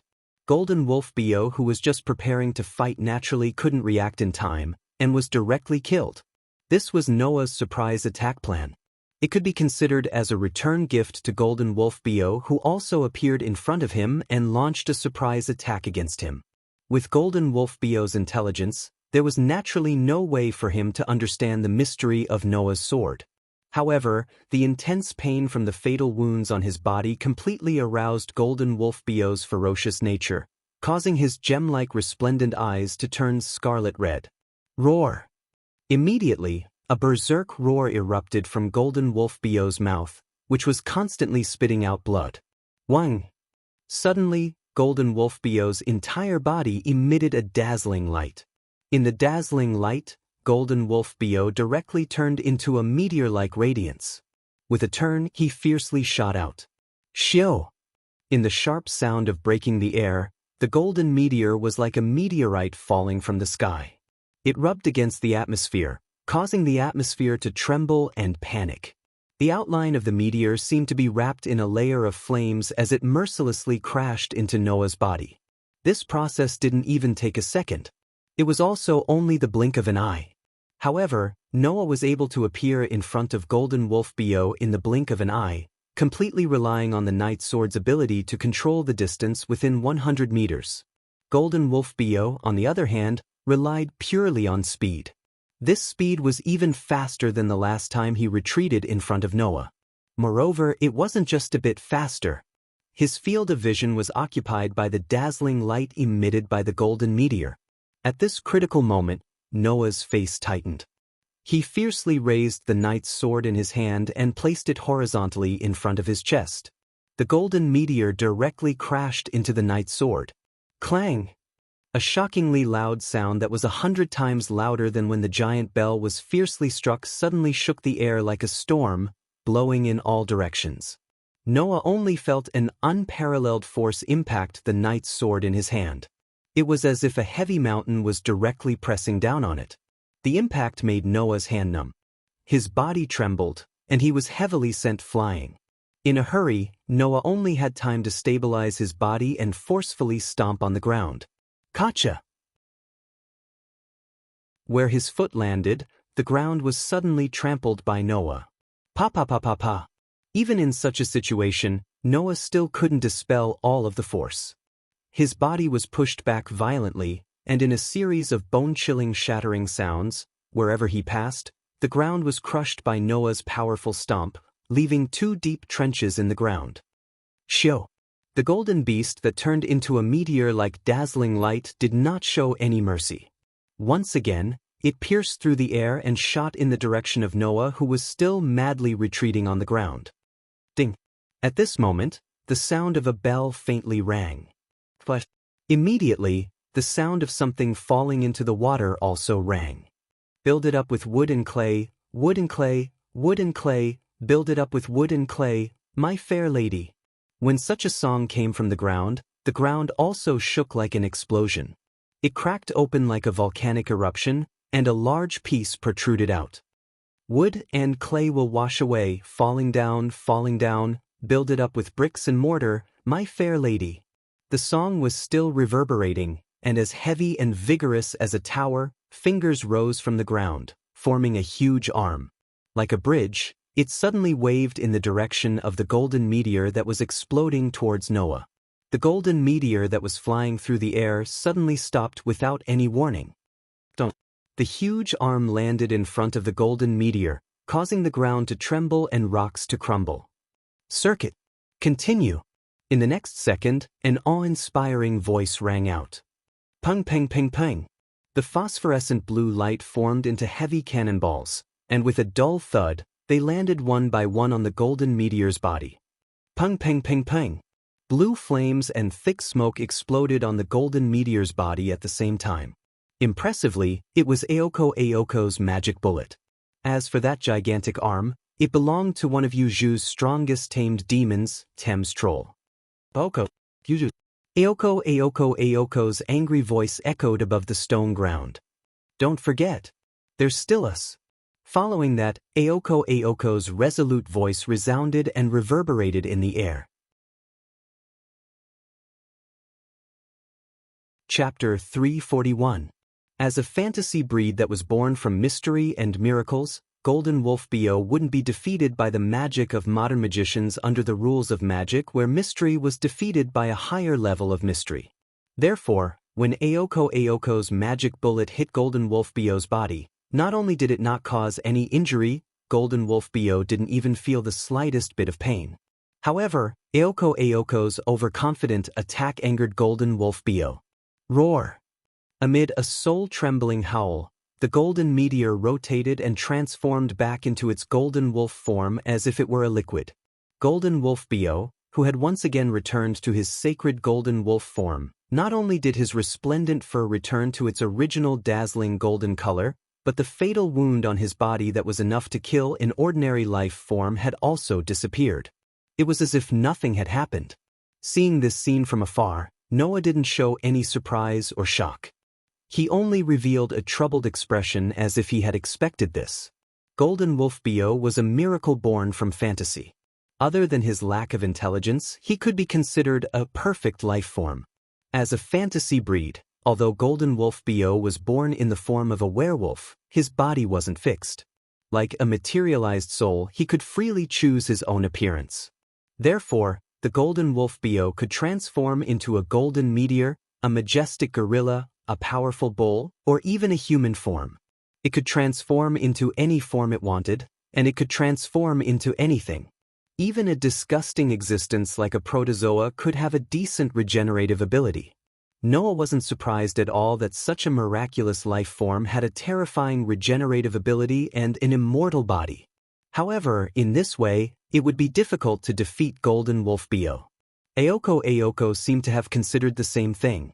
Her pretty face tensed up, and her arm that was flickering with phosphorescence subconsciously aimed at Golden Wolf Bio. Roar! Golden Wolf Bio howled at the moon. Amidst the resounding howl, his 4 limbs tightened. Bang! The ground that was trampled by his 4 powerful limbs let out a mournful cry and shattered into pieces. The Golden Wolf Bio shot out like an arrow. The fur on his body flowed like liquid. He was like a dazzling golden spear. Wherever he passed, the atmosphere would be torn apart. He was like a bolt of lightning as he shot toward Ayoko Aozaki. Ayoko didn't even have time to react. She only saw a blur before a sacred golden light appeared in front of her. Qingzi! Beside him, Yuju could not help but cry out in alarm. The Golden Wolf Bio's eyes flashed with an ominous glint. He mercilessly raised his front paw and ruthlessly slapped at Ayoko, bringing along a wave of pressure that made people's hearts tighten. If Ayoko was hit by this attack, with Golden Wolf Bio's strength, she would definitely die. From start to finish, Ayoko Aozaki was unable to react in time. After all, the existence that had attacked Ayoko was far too weak compared to her. Unless Ayoko was able to use magic that originated from her origin, she definitely wouldn't be able to match the Golden Wolf Bio. Fortunately, there was someone on Ayoko's side who wasn't any weaker than the Golden Wolf Bio. Just as the Golden Wolf Bio's sharp claws violently swung out, a figure seemed to appear out of thin air. Amidst the tremors of space, this figure appeared without leaving a trace. He raised his pitch-black knight's sword, full of fluctuating pure white patterns and engraved with runes, and met that terrifying claw with a hair's breadth. Clang! Like heavy steel colliding with steel, the sound of metal colliding was aroused in front of Ayoko. Like a storm, ripples spread out in all directions. Ayoko's tall and slender figure was swept up by the shockwave, and even Yuju was affected by it. Immediately, the 2 girls were blown into the air without any suspense. Woo! The towering Thames troll let out a long roar that sounded like it came from the horizon. It raised its bridge-like hands and caught Ayoko and Yuju, who were blown into the air, in the middle of its palms, blocking the unreasonable impact. Immediately, from the center of the shockwave, a cold shout and a roar sounded at the same time. Bang! Amidst a heavy muffled sound, the already violent shockwave became even more violent, exploding out in all directions. Bang! This was the sound of the ground directly collapsing into gravel.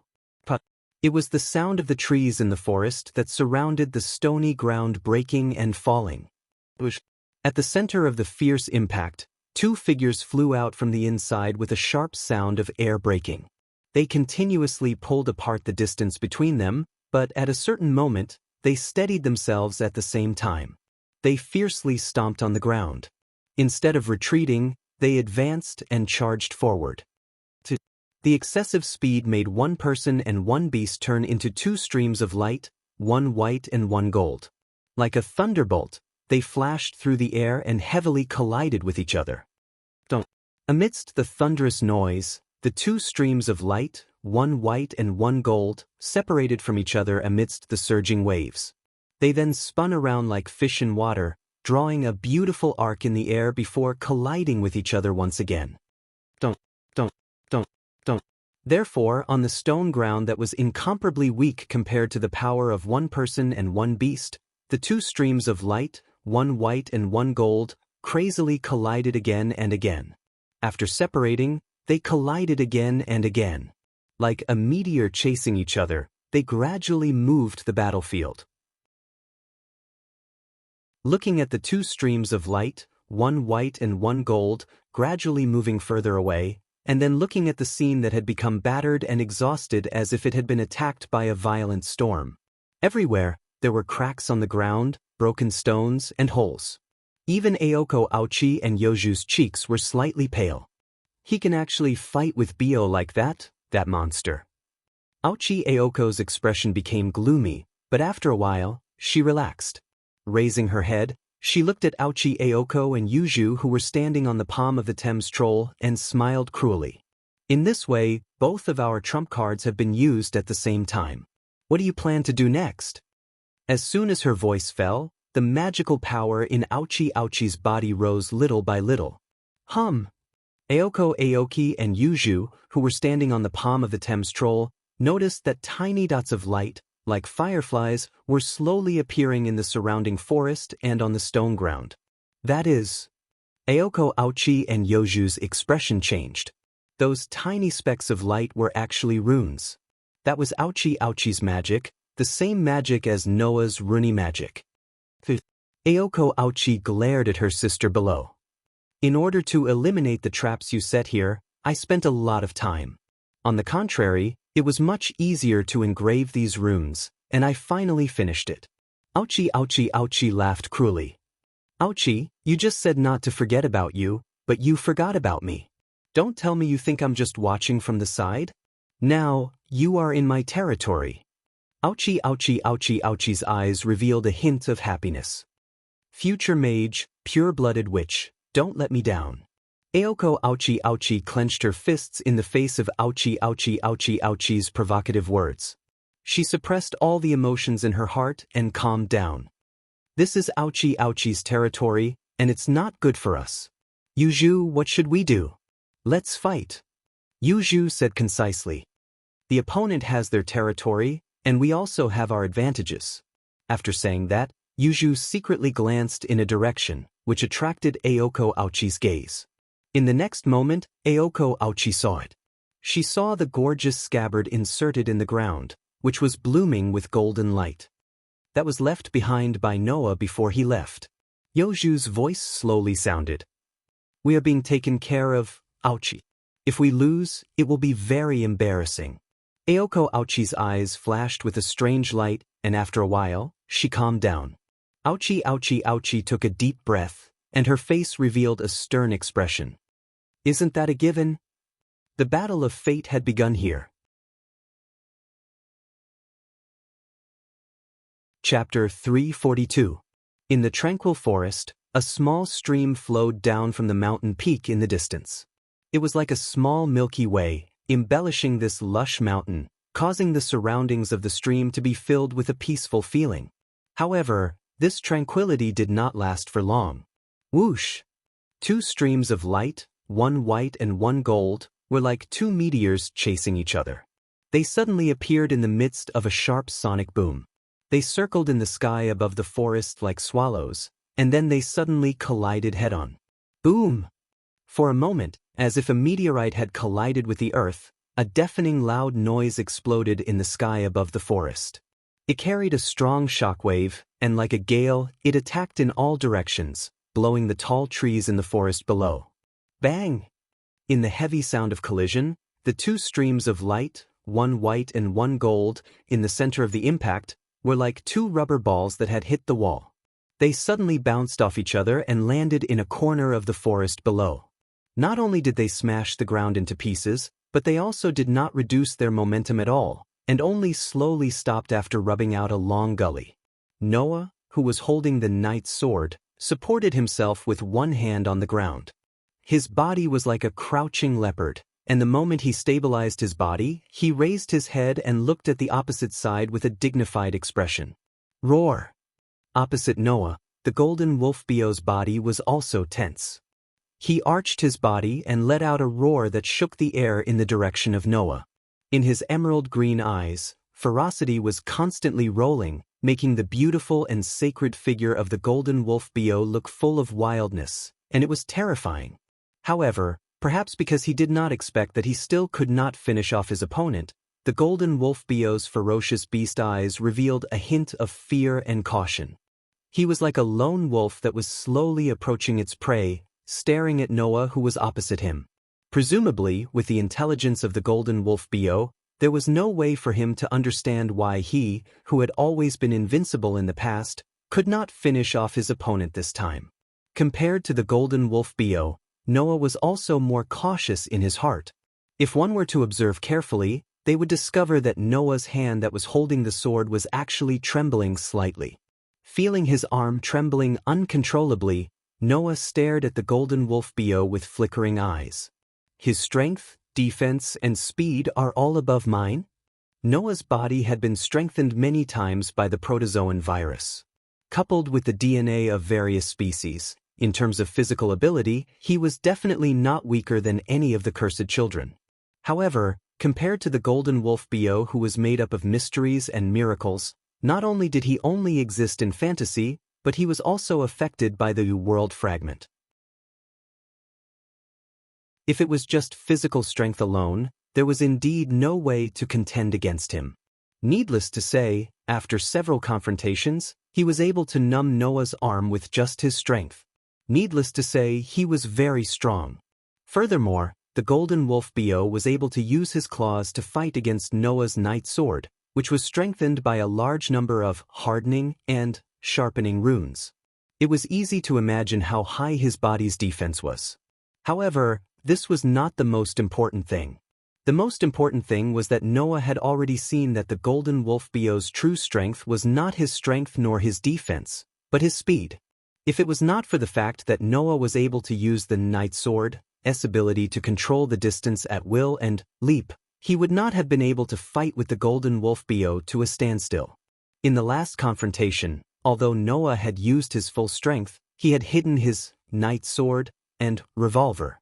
The golden wolf Bo did not seem to have used his full strength in the first confrontation. Just like Noah, he had hidden some of his strength. Therefore, in this battle, no matter if it was Noah or the golden wolf Bo who was lacking in intelligence, both of them had a complete understanding of the situation. At this moment, the opponent in front of them was a strong enemy in the truest sense. After understanding this point, the golden wolf Bo did not care for the time being. However, Noah laughed, and he laughed very excitedly. If I don't do this, then it would be boring. As soon as he finished speaking, a dense blue flame suddenly burned on Noah's body. Come, it's your turn, magician. The other weapon in Noah's soul not only directly awakened from its master's call, it also released its true power in an instant. Dense blue flames rolled up amidst the vibrations in the air. They flowed out and gathered on Noah's back, turning into inorganic mechanical wings. Gotcha! The pitch-black wing rotated, and the nozzle at the tip of the wing emitted a large amount of black light with a bang sound. Like two pairs of pitch-black light wings, they spread out on Noah's back. On the inorganic mechanical black wings that formed the wings of light, streams of light constantly flowed on the mysterious runes. The magician, who had transformed into the death feather form, stuck close to Noah's back, allowing Noah to float. Of course, Noah didn't just unleash his magician. Looking carefully on Noah's arm, a bright light pattern spread out, covering Noah's sword hand. Impressively, it was the enhanced magic. The two weapons that were born from the soul, the mysterious runes on the weapons that were added to the soul. In addition, there was another skill that he had trained for a long time, enhance. At this moment, Noah finally brought out all his strength in the truest sense. He no longer held anything back. Bang! The magician, who had transformed into the death feather form, spat out a large amount of black light, forming two pairs of pitch-black light wings, pushing away all of the surrounding airflow, causing the atmosphere to tremble. Noah looked at the golden wolf Bo with a burning gaze. Those pitch-black eyes flickered with vigor, causing the golden wolf Bo's hair to stand up like spikes, and he let out a threatening roar. In response, Noah just calmly raised the night sword in his hand and said, "Come, roar!" As if provoked, the golden wolf Bo stared at Noah with his blood-red eyes, and then his four limbs fiercely stomped on the ground. Bang! A huge crack spread out from under the golden wolf Bo's feet, causing the golden wolf Bo's body to explode with a terrifying sound. He suddenly appeared in the air in front of Noah, who had left the ground. His sharp claws were like the edge of a blade, flickering with a cold light, and fiercely slashed at Noah's throat. But wherever the sharp claws passed, a few faint black marks were cut out in the air. Seeing this, Noah's eyes flashed. With a thought, the magician on his back immediately spat out a pair of black light wings, pushing the air, causing Noah to quickly retreat. An afterimage emerged like a phantom. Swish! The golden wolf Bio's attack directly hit the air. With the death feather form of the magician, in addition to the speed rune on the magician, Noah's speed was finally not inferior to the golden wolf Bio, and he easily dodged the golden wolf Bio's fierce attack. Roar! The golden wolf Bio angrily roared. His body flew out, cutting through the air, and once again appeared in front of Noah. His sharp claws and teeth carried a deep sound as they pierced through the air and fiercely smashed towards Noah in front of him. Looking at the storm-like golden wolf Bio, Noah bent his finger and flicked it. A bright white light suddenly flashed in front of him. Bang! The golden wolf Bio's sharp claws fiercely smashed into the white light, bringing about a deep sound. However, in the next moment, the white light wrapped around the golden wolf Bio's sharp claws. Bang! In the white light, the golden wolf Bio's sharp claws actually directly shattered and exploded. Super advanced destruction magic. Crush. Roar. The golden wolf Bio let out a painful low roar. This moment, the night sword in Noah's hand trembled as he retreated, causing Noah's body to suddenly disappear. When he reappeared, he was already in front of the golden wolf Bio. Soon after, a fist that was mixed with a whirlpool of air heavily smashed onto the waist of the golden wolf Bio. That was the annihilation strike. Dong! In the muffled sound, the golden wolf Bio's low roar came to an abrupt end. His body flew backwards like a kite with a broken string and heavily smashed into the ground. Chapter 343. Bang!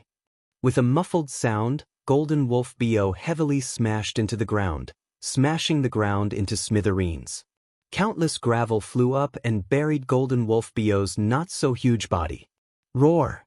However, not long after, a violent roar reverberated from the center of the pile of gravel, transforming into a sound wave that blew away the gravel on the ground, causing golden wolf Bio to once again appear in the air. Roar! The sharp pain from his back aroused golden wolf Bio's ferocious spirit, causing a malevolent emotion to emerge in golden wolf Bio's eyes. Staring at Noah, who was floating in the air, a roar erupted from his throat. Stomp! With a resounding stomping sound, golden wolf Bio violently rushed out, like a rocket soaring into the sky, rushing towards Noah, who was in the air. Looking at golden wolf Bio, who was shooting towards him like a rocket, Noah's expression shook, but a bright vortex of brilliance filled the air under his feet. Like a violent impact, with a bang sound, Noah didn't retreat, but instead advanced. In an instant, the dual blessings of magician and great leap erupted, causing Noah's speed to reach an extremely terrifying level. Like a cannonball, he fiercely collided with golden wolf Bio, who was attacking him. Clang! The pitch-black night sword fiercely collided with golden wolf Bio's sharp claws. The crisp sound of metal clashing against metal also stirred up a terrifying air wave that violently surged out. Kacha kacha kacha! Below, the entire forest ground and trees were mercilessly affected by the shockwave. At this moment, all of them exploded and turned into powder. Bang bang bang bang! At the side of the forest, the water surface of the stream that was originally flowing in an extremely regular manner kept on exploding. Waves that were several meters high were actually blasted up, as if they were favored by a strong wind. The waves flipped over and drowned the nearby trees. Unknowingly, golden wolf Bio's shattered front claws had already recovered. Golden wolf Bio's body also trembled, turning into a golden rainbow. In a breath's time, he appeared in front of Noah. A pair of sharp dagger-like claws repeatedly swung out, stabbing towards Noah's neck and chest. Ding ding! However, although golden wolf Bio's speed was fast, Noah's speed was not inferior to golden wolf Bio's with the support of the death feather, form, magician, and leap. Before golden wolf Bio's sharp claws could land on his body, the night sword made a swoosh sound and blocked the attack, easily blocking the attack of the sharp claws. After the attack failed, golden wolf Bio's mood seemed to become even more irritable. A dazzling golden light wrapped around his pair of sharp claws, as if they had turned into two golden pythons. Like lightning, they bypassed the night sword, and viciously slashed towards Noah's head. 1. Unfortunately, just as those python-like sharp claws swept out, a brilliant white light flashed from Noah's body, enveloping Golden Wolf Bio's pair of sharp claws. Bang! In the midst of an explosion, within the white light, Golden Wolf Bio's pair of sharp claws were shattered on the spot and turned into flying ash. Clang! Almost at the same time, the light on the pitch-black knight's sword greatly increased, and the runes on the body of the sword lit up one by one. The pitch-black knight's sword also trembled, and with a sword cry, it turned into a white light. With a sharp slashing sound, it fiercely stabbed towards Golden Wolf Bio's direction. With the support of the knight's sword, S ability to control the distance and the runes of the acceleration, this sword was simply like a white light flashing through space. It was incomparably fast. Golden Wolf Bio's forte was his speed, but under this attack, even Golden Wolf Bio's speed paled in comparison. However, just when Noah thought that this attack was going to pierce through Golden Wolf Bio's body like before, something strange happened to Golden Wolf Bio's body again. In the midst of a soul-shaking howl, Golden Wolf Bio's entire body rose with a dazzling golden light. Golden Wolf Bio's body seemed to have disintegrated, scattering into rays of light that filled the sky, without a real body. Clang! Shortening the distance to the limit, and with the support of the acceleration rune, the pitch-black knight's sword directly pierced through the rays of light that filled the sky, as if it had fallen into thin air. With a sharp sound of breaking through the air, it completely missed, and at this moment, the strong rays of light that rose in the surroundings actually twisted, and amidst the vibrations of space, they all condensed together. Not long after, they turned into a huge golden eagle. Screech! A sharp screech sounded from the golden eagle's mouth, waking up Noah and making Noah's expression change. Immediately after, Golden Wolf Bio, who had turned into a golden eagle, directly swooped down like a sharp arrow and violently swept towards Noah. At this moment, Golden Wolf Bio's speed was much faster than before. In just a flash, he appeared in front of Noah. Under Noah's gaze, the two sharp claws of the golden eagle turned into countless rays of golden light, drawing a pitch-black mark in the air, almost covering the entire range of Noah's surroundings. With a piercing chill, it mercilessly enveloped Noah's direction. Noah's eyes focused, and at this moment, the wings of death form of the magician behind him also suddenly unfolded. Gotcha! The tip of the inorganic machine-like wings no longer spouted out black rays of light, but rapidly secreted pieces of pitch-black steel-like scales, instantly forming a dense steel net, extending to the front, and wrapping Noah's body inch by inch. Ding ding ding ding ding. The overwhelming golden rays of light poured down on the steel net formed by the magician, and immediately, a series of crisp sounds burst out. Every time a clear sound rang out, an enormous shockwave would swiftly surge out, bringing about waves of wild gales in the vast space above the forest, spreading out like a natural disaster. Screech! After not being able to finish off Noah for a long time, the Golden Wolf Bio, who had transformed into a golden eagle, became more and more ferocious. The sharp screech, as if unable to endure, came out from the golden eagle's sharp mouth, causing the golden light on the golden eagle's body to become more and more brilliant, and its attacks also became more and more violent. Ding ding ding ding ding. The crisp sounds became louder and louder, like raindrops, from the steel net formed by the magician, and even caused bursts of sparks to fly like water splashes. The aura of the Golden Wolf Bio, who had transformed into a golden eagle, fiercely soared. From afar, it was like a fierce beast from ancient times, emitting a malevolent and fiendish aura, causing people to be afraid. Gotcha! Suddenly, the surface of the magician, that had transformed into a steel net, with a mechanical gotcha sound, suddenly twisted, slightly rotating, and a pitch-black muzzle protruded out. The pitch-black energy lingered around the muzzle, like a condensed light, rapidly revolving around the muzzle, causing the entire muzzle to flash with a dense light. Screech! The golden eagle's pair of sharp beast pupils contracted, and an instinctive warning broke out in its heart. Swish! Immediately, the golden eagle flapped its wings without hesitation, and retreated quickly. Wang! The dense light condensed in the pitch-black muzzle exploded at the same time, turning into a pitch-black light beam and shot out. The light beam that penetrated the heavens and the earth shot out, and the space directly collapsed into pitch-black cracks, causing the heaven and earth to seem to be overshadowed, becoming dull and dull. Screech! The golden eagle only had time to let out a sharp cry, and its body fiercely moved to the side. The light beam that penetrated the heavens and the earth directly swept past half of the golden eagle's body and shot into the sky. The half of the body that was touched by the pitch-black light beam seemed to vaporize and suddenly burned in the air, collapsing and disappearing. Screech! The golden eagle let out a sad cry, and there was a burst of very obvious anger in the cry. Before the light beam dissipated, the remaining half of the golden eagle's body suddenly disintegrated and finally turned into a golden whirlwind, rolling in the direction of Noah. Noah, who had just let the magician transform back into the form of Death Feather and once again suspended in the air, was startled, and then he was swept into the golden whirlwind.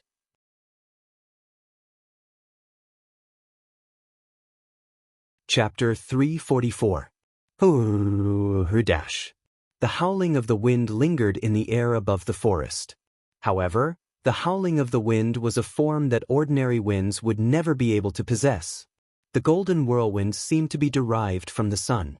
Not only did it bring along a heat wave that distorted one's vision, it was also emitting a bright golden light that could not be ignored. Woodash! Woodash! In the midst of the raging golden whirlwind, Noah was like a small boat in a storm, swaying up and down uncontrollably along with the waves. Especially the surrounding scorching wind, Noah's entire body was emitting smoke as if it was on fire, causing Noah's skin to hurt. Wang wang wang wang. Behind Noah, the tip of the magician's wings in the form of wings of death was crazily emitting a large amount of black light, forming a pushing force that bitterly supported Noah's body, preventing Noah from spinning away in the wind. However, he could not control the ups and downs of his body. In such an environment, Noah's entire body seemed to be imprisoned by an invisible binding. He could not move at all. Even if he used leap, he could not rush out of the center of the whirlwind, he could only bitterly struggle. Similarly, the Night Sword's ability to freely control the distance was also unable to take effect at this time. After all, the Night Sword could only control the distance of 100 meters, and that was only limited to controlling the distance. If the Night Sword's ability was to control space, then Noah could instantly teleport and leave the center of the whirlwind. However, the Night Sword's ability was to control the distance. No matter how short the distance was, this distance still existed. It was impossible to truly reduce it to zero. As long as there was a distance, the whirlwind would be able to take effect within this distance. If Noah wanted to cross this shortened distance, he would still have to move forward against the golden whirlwind. Since it's like this. Feeling the intense pain from the hot wind all over his body, Noah's face revealed a trace of ruthlessness. The magic in his body was like another whirlwind, violently surging out. Let it all be reduced to dust. As soon as his voice fell, the mana that surged out of Noah's body like a whirlwind turned into a dazzling white light that suddenly expanded like an ocean.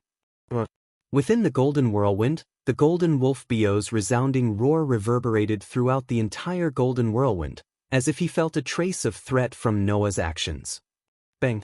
Not long after, a golden flame appeared out of thin air within the golden whirlwind. It rolled up and absorbed all the heat within the whirlwind. The fluctuations condensed and finally turned into a golden sea of fire that was dozens of meters wide. The golden flames were churning, making crackling sounds like that of calcining steel. It was as if he was in a furnace, and even the space was distorted. Is this your last resort? At the center of the whirlwind, Noah's eyes flashed with a sharp light as he looked at the sea of golden flames. His voice was like that of a god's judgment, echoing through the surroundings. Then let's end this battle. The white light that spread out like an ocean suddenly revolved, and like a white black hole, it suddenly expanded and exploded in all directions.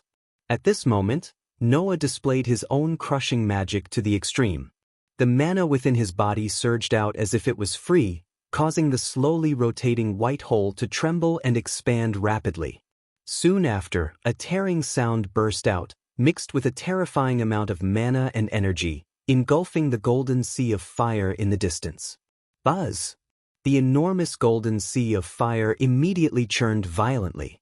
The flames whistled and spiraled. Finally, they vaguely agglomerated into a huge golden beast.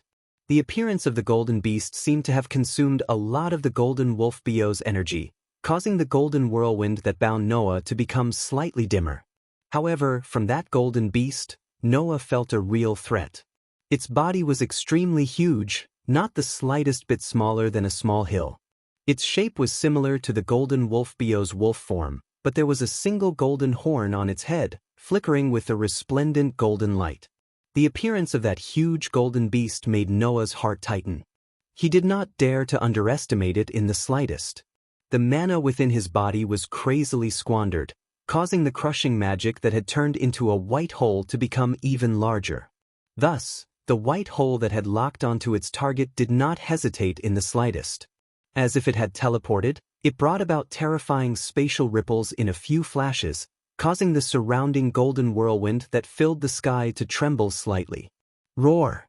At the same time, the golden beast also erupted with an aura that could destroy the heavens and the earth. Raising its head, it let out a thunderous roar. Its four hooves moved, and like a rampaging mountain, it ferociously charged towards the white hole without any fear. The distance between the white hole and the golden beast was closed in an instant. Soon after, under Noah's gaze, two terrifying attacks that could burn mountains and boil seas collided with the solidified golden whirlwind in the surroundings like meteors. In the second when the two came into contact, the entire world became silent. The heavens and the earth suddenly turned violent, and the winds that filled the sky danced in all directions. It looked as if they were frantically escaping from the center of the collision. Immediately after, like a star contracting and exploding, the center of the collision contracted, and a moment later, it exploded. Rumble! Like a natural disaster, an impact storm erupted from a certain point of collision in the sky. Boom! The terrifying impact storm instantly expanded to cover an area of 100 meters, causing the thick, pitch-black clouds in the sky to scatter. In the blink of an eye, they were blown away without a trace. The storm spanned across the entire world. The surrounding temperatures seemed to have suddenly risen to the boiling point, causing the air in the space above the forest to become extremely dry. Ripples of wind and waves spread out from the horizon, occupying more than half of the sky, causing the space in the sky to become distorted and blurry. Pa. In the forest below, the trees that had already suffered great damage from the battle between Noah and the golden wolf Bio finally could no longer support themselves. One after another, they snapped and fell to the ground. Ka. On the ground, no matter how hard the rocks were, they were completely shattered at this moment, turning into countless gravel that fell to the ground with a crackling sound. Boom. Even if it was a place that was slightly far away, as long as it was slightly affected, the ground would immediately crack, and the trees would collapse. This caused the entire mountain to lose a large part of the forest, and the ground seemed to have been plowed, as a layer was directly scraped away. After a long time, the impact storm that permeated the sky began to gradually dissipate after spreading for an extremely long distance. However, the two auras that should have been in the center of the storm seemed to have directly disappeared, without the slightest movement. Swish! In the vast sky, in the impact storm that had yet to completely dissipate, suddenly, the sound of wind breaking rang out, and a black shadow also appeared from the storm. However, this black shadow did not show any signs of moving at all. Like a piece of trash falling from the sky, it powerlessly fell down. At the same time, another sharp sound of something breaking through the air rang out. The impact storm that permeated the sky suddenly squirmed, and a figure violently rushed out from within. Behind his back, the two pairs of pitch-black light wings were particularly conspicuous.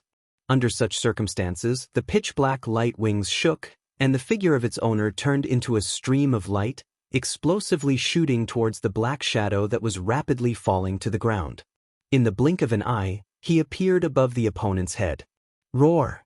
The golden wolf Bo unyieldingly let out a howl that shook the entire world.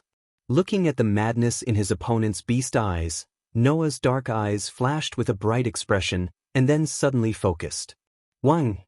On Noah's fist, a gorgeous white light fluctuated, and mixed with an incomparably fierce wind and powerful magic power, in the midst of the golden wolf Bo's wild howl, it ruthlessly smashed onto his chest. Boom! Under the impact of the crushing magic and annihilation strike, at the same time, the golden wolf Bo's body exploded, turning into a sky full of golden light. Within the golden light, pieces of broken feathers slowly appeared.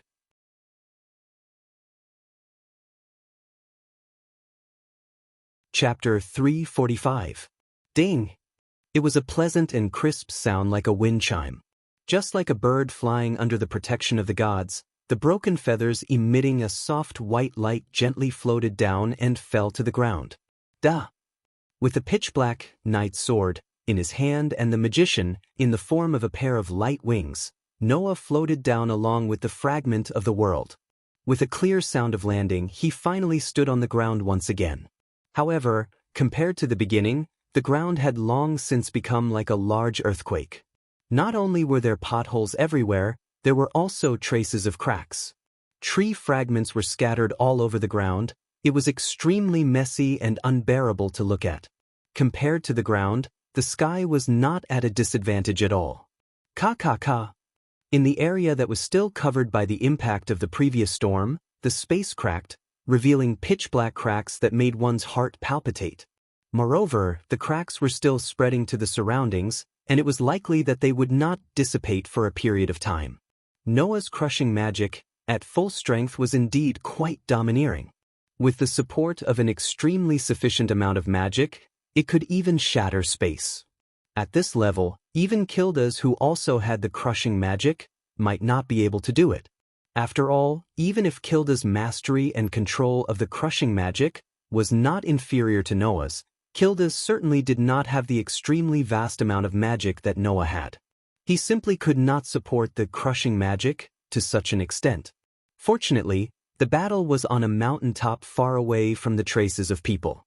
Otherwise, if Noah and the golden wolf Bo were to battle in Sunny City, it would definitely cause an unimaginable disaster. Ding! The fragment of the world that was emitting a soft white light was still making light sounds as it slowly floated down from the air. Noah reached out his hand and held the broken feathers in his hand. Feeling the familiar power and emotion on it, he let out a heavy breath. The pitch-black knight's sword and magician simultaneously turned into a green flame and dissipated in the air. Ha! Noah took a deep breath. Waves of exhaustion came from the inside of his body, causing Noah to let out a bitter laugh. How long has it been since I experienced physical exhaustion?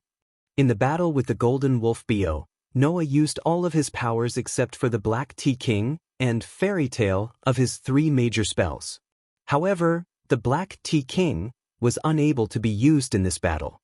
Although Noah's Black Tea King had the excellent effect of plundering other people's abilities, it had no effect on powers that were not in the category of abilities. Since the beginning, Black Tea King's sword, naturally, the Black Tea King was unable to have any effect on him. Don't think that Golden Wolf Bo's ability to change forms like a magician. Golden Wolf Bo didn't have a fixed form to begin with, and the ability to change forms was also part of his body's power. Like water. Although the body of water was extremely ordinary water, it could change into any shape due to external factors. Could that be considered as water-possessing abilities? Naturally, it was impossible. As for the 3 major spells of the fairy tale, they were indeed quite powerful. Even if he was able to use one of them, this battle would not have lasted this long. Unfortunately, the 3 major spells of the fairy tale had a flaw that could not be ignored. Usage time. The amount of time needed to use it and activate it was not short. Using it to deal with other enemies might not be a problem, but to deal with the golden wolf Bo, who was as fast as lightning, whether or not he could use it in time was a problem. At least, Noah had not found such an opportunity.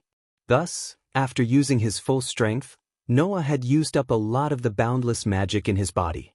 He did not overdraft it, but he still squandered it, causing Noah to feel a trace of exhaustion. 1. At this time, in the sky, a golden light sprinkled down, slowly condensing into the form of the golden wolf Bo. Noah's body tensed up, fiercely looking in the direction of the golden wolf Bo. But when Noah thought that the reborn golden wolf Bo would continue to violently attack him, the scene that appeared in front of Noah made him stare blankly. Bang! With a soft thud, golden wolf Bo, who had regained his human form, fell to the ground as if he was paralyzed. Noah could clearly see that the eyes of the golden wolf Bo that had fallen to the ground were filled with wildness and ferocity. However, there was only a faint light left in those exceptionally bright gem-like eyes. The golden radiance on its body had also completely dimmed. Even its body had become illusory, as if it could disappear at any time. Seeing this scene, Noah's tensed body slowly relaxed, but he remained silent. Noah could sense that the life force of the golden wolf Bo was decreasing at a terrifying rate. He was afraid that if this continued, the golden wolf Bo's life would directly disappear. At that time, the golden wolf Bo would naturally disappear and would not appear again.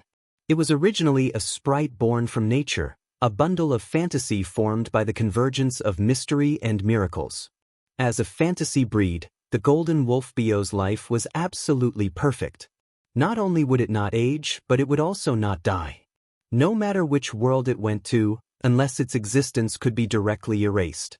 Otherwise, the golden wolf Bo would be a perfect body that would never die. Logically speaking, it was impossible for the golden wolf Bo's life to suddenly disappear like this.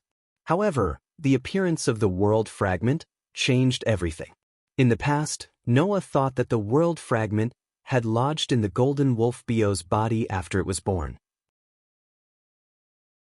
But now, Noah understood that it should be the opposite. If Noah had not guessed wrongly, the world fragment should have quietly stayed in a corner of this world before this. However, in this place, fantasy breeds had started to be born.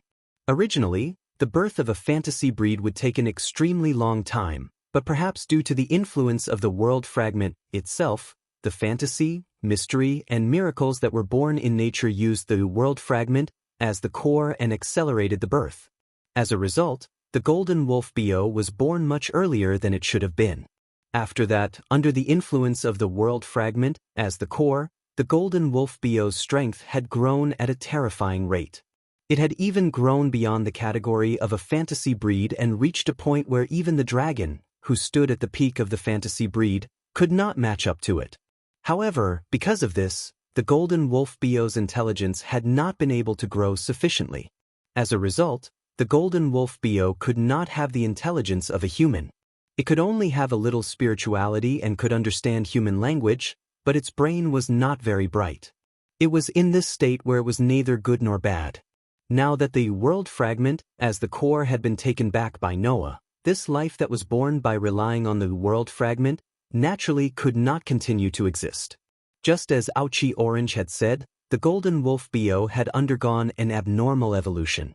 While this evolution had brought about a terrifying growth in strength, it had also caused it to lose its intelligence and become an existence that relied on the world fragment to exist.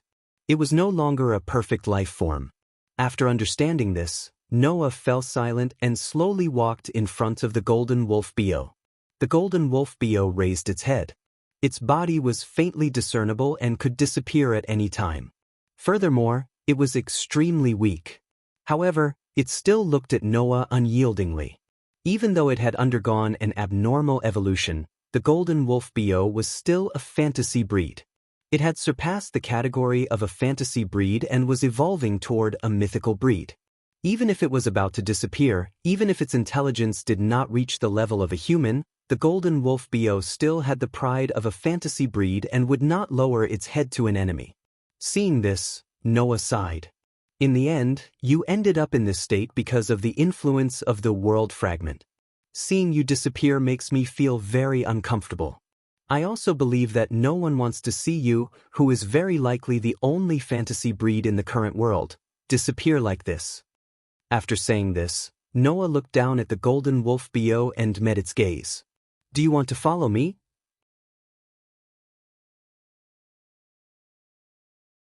Chapter 346. The golden wolf's eyes were clearly startled. This also allowed Noah to confirm that although the golden wolf bo did not have the intelligence of a human, it still had enough intelligence. You have now lost the core of your life. Noah smiled. But I can replace the existence of the world fragment, and let your life continue to extend. Noah extended his hand towards the golden wolf bo. So, do you want to follow me? Replace the world fragment with himself? Was that something that could be easily done? Not to mention other things, if anyone could replace the existence of the world fragment, then wouldn't it be great? But for no reason, when Noah wanted to let the golden wolf bo continue to live, he had such a feeling in his heart. Perhaps he could do it. This feeling was the intuition that had always guided Noah. Other people's intuition was only an illusory and untrustworthy existence. But Noah was very confident in his own intuition. Because, until now, Noah's intuition had never disappointed him. Therefore, Noah felt that he could definitely become the life of the golden wolf bo, replace the world fragment, and let the golden wolf bo continue to live. It was unknown if the golden wolf bo really understood Noah's words, but he still raised his head and stared blankly at Noah's hand that was extended towards him, not moving at all. Noah did not rush him, he only quietly looked at the golden wolf bo, patiently waiting for his reply. After a long time. Wang! The golden wolf bo's body suddenly released a burst of intense light, illuminating the battered surroundings. In that intense light, the golden wolf bo turned into a stream of light, floating up like starlight. After hovering in the air for a while, he suddenly swooped down and landed on the arm that Noah had extended towards him. Wang! In the next moment, the stream of light that the golden wolf bo had turned into actually directly merged into Noah's arm. After flickering a few times, it dimmed and disappeared. Noah couldn't help but be stunned. After he reacted, he quickly rolled up his sleeves. However, the hand that golden wolf bo had fused with was the hand that Noah had injured while saving Elisha. In order to hide the scar, it had always been wrapped in bandages. Thus, Noah directly removed the bandage on his hand, exposing his arm to the air. Looking at his hand, Noah was a little stunned. Because on this hand that was full of scars, there was a tattoo that was slightly similar to Aoko's magic seal. However, the tattoo on Noah's hand was not blue like Aoko's. Instead, it was a brilliant gold. There was also a faint trace of a wolf's head howling at the moon. Wang! The resplendent tattoo flashed with brilliance, illuminating Noah's cheeks. Noah could feel that this tattoo was agitating as if it had a life of its own, and it was becoming more and more intense.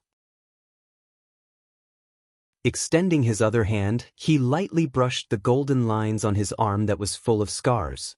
Feeling the heart-like agitation of life inside, Noah couldn't help but smile. From today onwards, we are a community of life. You live because of me, and I will also give my life to you. I hope that our time together will be forever. On his arm, the golden lines suddenly burst with a brilliant light, as if responding to Noah's vow. Faintly, Noah could even see a sacred golden wolf letting out a resounding howl at him. At that moment, Noah lightly brushed the golden lines as if he was comforting something. Then, he grabbed the bandage and once again wrapped the hand that was full of scars and lines. Raising his head and looking in the direction of the mountain top, Noah leaped up, his body turning into a stream of light as he flew away. When Noah once again appeared on the mountain top, the scene that appeared in front of him made Noah's heart tighten involuntarily. The ground had collapsed even more thoroughly than when Noah had first left. On the ground that was full of rubble, there were 3 figures lying there. Impressively, they were Aoko Aochi, Yuju, and Aoko Aochi Cheng. Except for Aoko Aochi Cheng, who was leaning against a tree trunk, Aoko Aochi and Yuju were directly lying on the ground. Moreover, the 3 of them were covered with bloodstains, and their injuries looked quite serious. Could it be that Aoko Aochi, after seeing that she couldn't win, wanted to perish together with Aoko Aochi, and fought with Aoko Aochi Cheng? But that couldn't be right. Undoubtedly, Noah had left Avalon here before he lured the golden wolf Bio away. Moreover, Avalon still had plenty of magical power. Even if Aoko Aochi and Yuju were fatally injured every second, they could still be healed for 3 minutes. How could they still be injured? Aoko Aochi, Yuju. With a lot of doubts, Noah came to the side of Aoko Aochi and Yuju who were lying on the ground. After checking on them, he let out a sigh of relief. Although they were seriously injured, it wasn't fatal. Aoko Aochi and Yuju had only fainted, and the worst situation didn't happen. Cough, cough, cough. At this time, not far ahead, weak coughing sounds entered Noah's ears. Noah raised his head and looked at Aoko Aochi, who was leaning against a tree on the ground. Looking at her abnormally pale appearance, blood at the corner of her mouth, and weak appearance that was constantly coughing, he narrowed his eyes, slowly stood up, and walked towards Aoko Aochi's direction. Aoko Aochi seemed to have heard the footsteps. She raised her head with difficulty and looked at Noah, who was in front of her. She wasn't surprised, nor was she afraid. Instead, she revealed an empty smile. Looks like Bio lost. Noah didn't say anything. He just quietly looked at Aoko Aochi without saying a word. Although I don't know what you did to Bio, but my contract with Bio has been severed. What a pity. That child's performance is higher than a dragon. I thought I could rely on him to dominate the entire magic world. Aoko Aochi looked as if she needed a lot of strength to even raise her eyes. She looked at Noah with difficulty. As you can see, both of us are injured. But as my trump card, the werewolf has already lost to you. You can take my life. Hearing this, Noah's face was emotionless. He just casually said such a sentence. Is that all you want to say? How is that possible? I have a lot of things to complain about. Aoko Aochi smiled, but the blood on the corner of her mouth and her pale face made her look extremely miserable. In the end, I didn't even see the magic of the Aoko family. Sure enough, I don't have any fate with magic. After saying such a sentence, Aoko Aochi closed her eyes and revealed a defenseless posture. She looked like she had already accepted her death sentence. You really love Aoko. This was the last sentence Aoko Aochi said to Noah. Such a sentence without rhyme or reason proved that Noah's heart was easily seen through by Aoko Aochi. This was because Aoko Aochi felt the determination in Noah's body. The determination to kill her. That was why Aoko Aochi said such a sentence. And the reason why Noah wanted to kill Aoko Aochi was quite simple. In this cruel magic world, Aoko Aochi and Aoko Aochi were destined to not get along peacefully. It was more likely that they would continue to kill each other until only one of them was left. If the one who survived was Aoko Aochi, killing her own sister would definitely lead Aoko Aochi to an ideal magician's path that Noah absolutely didn't want to see. In that case, he would be the one to kill Aoko Aochi. This was the reason why Noah wanted to kill her. That was why Aoko Aochi said that Noah loved Aoko Aochi. Without saying anything to deny, Noah just raised his hand to Aoko Aochi and spread out his palm, which flashed with phosphorescent light. Pa! Just when the magical power gathered in Noah's palm was about to turn into a magic bullet that would take away Aoko Aochi's life, a slender and strong hand grasped it. Noah reflexively turned his head and met a pair of eyes full of tenacity. Aochi Aoko struggled to support his scarred body and looked straight at Noah. There was an unquestionable look in his eyes.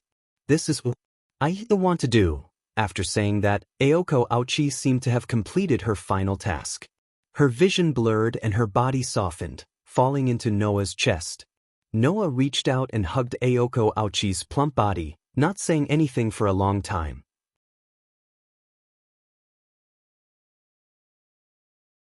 Chapter 347. As the sun once again shone on the earth, the cold winter that brought the residents of Sanyo City seemed to have gradually subsided, and the temperature gradually fell into a rising trend.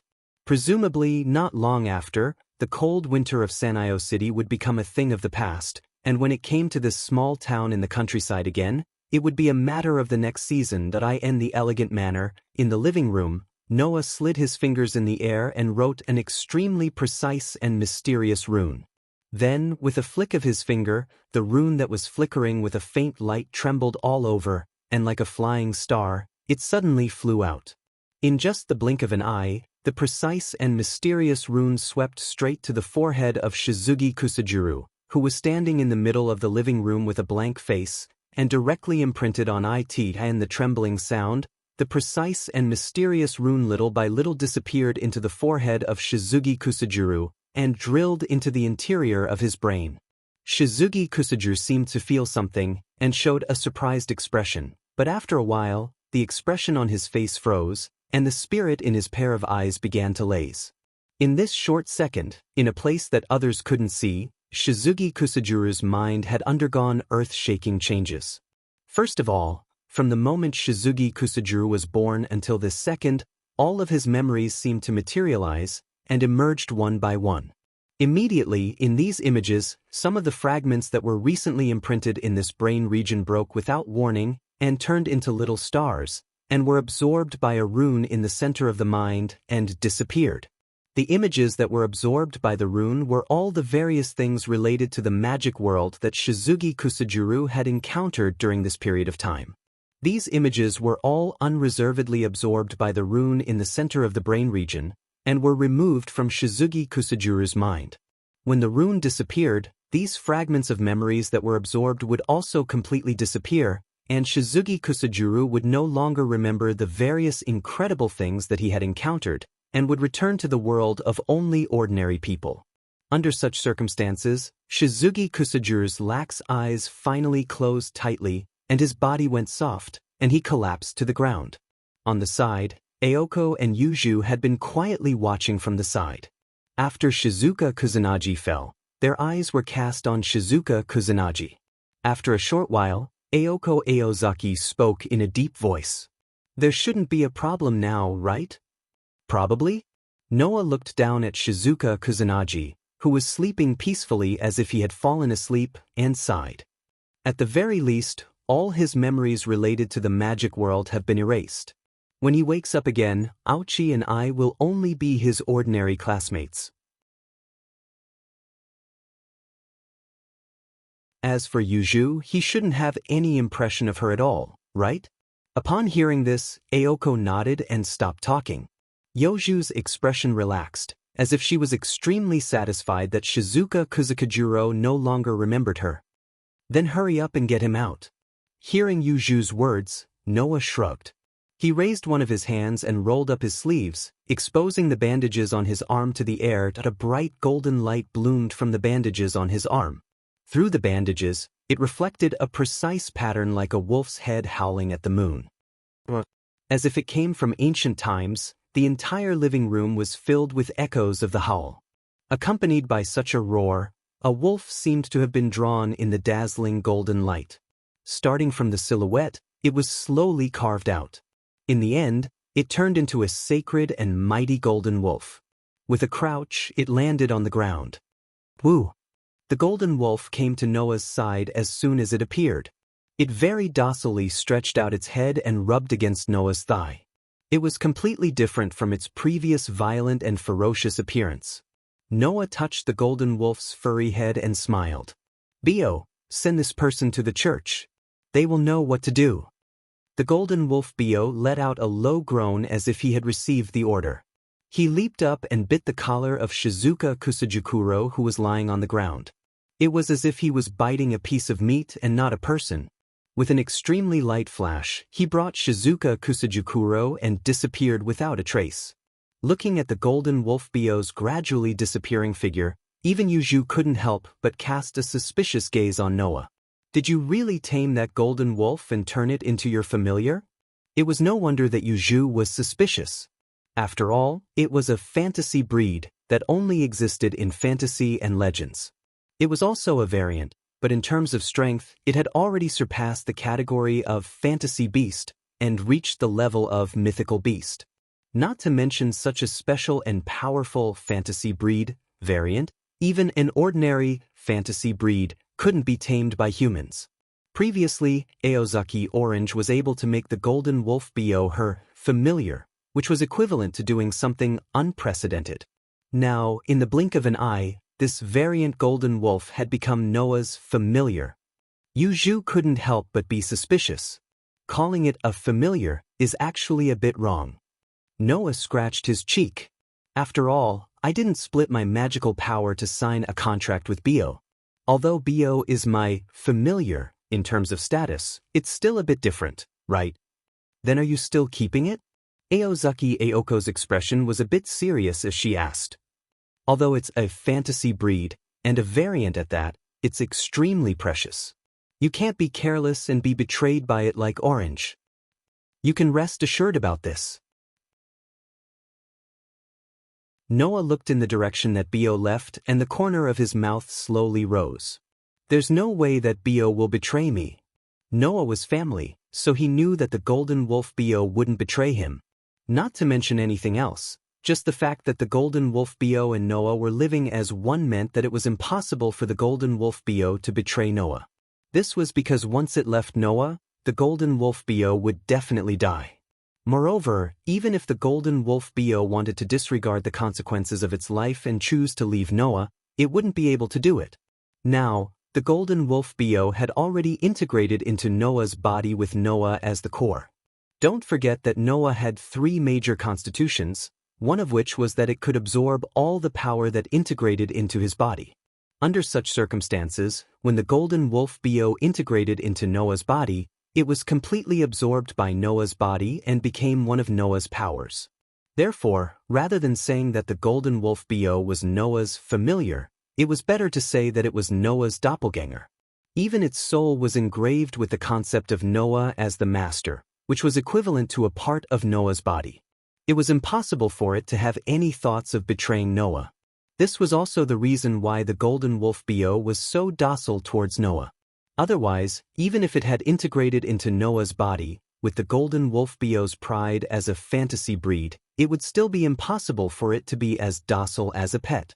In other words, Noah had obtained a doppelganger that listened to his every word and whose strength was not below his own. It was a great bargain. Of course, perhaps it was the so-called, where there is gain, there is loss. But Noah had also lost another important guardian after obtaining the golden wolf Bio. It's been 3 days since then. Yuju frowned and asked, "You still haven't found Avalon?" When this matter was mentioned, Noah's face was filled with helplessness. "No, after that, I went to the scene several times and even searched the bottom of the mountain, but I still couldn't find Avalon. Avalon was lost." This was also the reason why Aoko and Yuju had been injured in the battle with Aoko that day. It was also the main reason why Noah had delayed the matter of erasing Shizuka Kusahiro's memory until now in order to heal Aoko and Yuju. According to Aoko and Yuju, originally, Avalon had always been there. However, after Aoko had been fatally injured by Aoko, and not long after, she had fully recovered. Aoko, who realized that something was wrong, found Avalon. Then there was no then. In order to win, Aoko directly sent Avalon, flying, and the strongest guardian in the world disappeared just like that.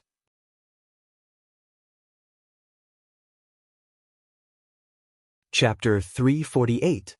In order to find Avalon, Noah had been using the Runi magic to heal Aoko and Yoju's injuries every day. He also went to the mountain where the battle took place that night. In the end, no matter if it was the top of the mountain, the middle of the mountain, the foot of the mountain, or even the bottom of the mountain, Noah still couldn't find Avalon after searching the entire mountain. This caused Aoko and Yoju's injuries to not have fully recovered until now. "Since you can't find it, it's about time to give up, right?" Aoko said to Noah with an indifferent attitude. "Since you already have that golden wolf's value shouldn't be below your Avalon, right? I think that Avalon should have been sucked into the space crack that day." Yuju used her slender finger to touch her chin. After pondering for a moment, she gave a guess. "Your battle with Bio caused a lot of damage to the space. Avalon should have been sucked into the space crack at that time. I don't know which corner of the world it was lost to." After hearing Yoju's words, Noah also felt that it was very possible. That day, Ouchi Orange had only sent Avalon flying. Logically speaking, Noah should have searched the entire mountain, so he should have found Avalon by now. But if he still couldn't find it, then Avalon could only have been sucked into the space crack that day and lost to another place. If that was the case, it wouldn't be easy to find Avalon. At the thought of this, Noah felt helpless again. Forget it, although I feel a little sorry for Gaia and Aleya, since I can't find it, then there's nothing I can do. Yuju, who had been paying attention to Noah's words, was startled and looked at Noah with a puzzled expression. Sorry for Gaia and Aleya? What does that mean? Ayoko also looked at Noah with a stunned expression. Gaia and Aleya, they seem to be the combination of the planet's will and the human's unconscious, the two great powers of this world, right? Why would you let them down? Well, Noah waved his hand perfunctorily. I'm just saying, don't take it to heart. Hearing this, Ayoko and Yuju both looked at Noah with deep meaning, then turned their heads away without saying anything. However, when they looked at each other, their eyes flashed with a thoughtful light. Speaking of which, to be able to fight against the golden wolf Bio, who was a fantasy breed, Noah couldn't be a simple human, right? Now that he mentioned the two great powers of the two great powers, how could Ayoko and Yuju believe him to say that he was to say that he just of the great powers? This was to say, the secret of the great powers of the great powers of the great powers, of the great powers of the great powers of the world. Of course, no matter how active Ayoko and Yuju's thoughts were, no matter how much they guessed, it was impossible for them to guess that Noah was so close to the two great powers of the great powers that they could be considered as mother and son. Although this so-called mother and son relationship made Noah quite sad. If you have the time to let your imagination run wild, why don't you think about how to heal your injuries? Noah rolled his eyes when he saw the two girls falling into deep thought.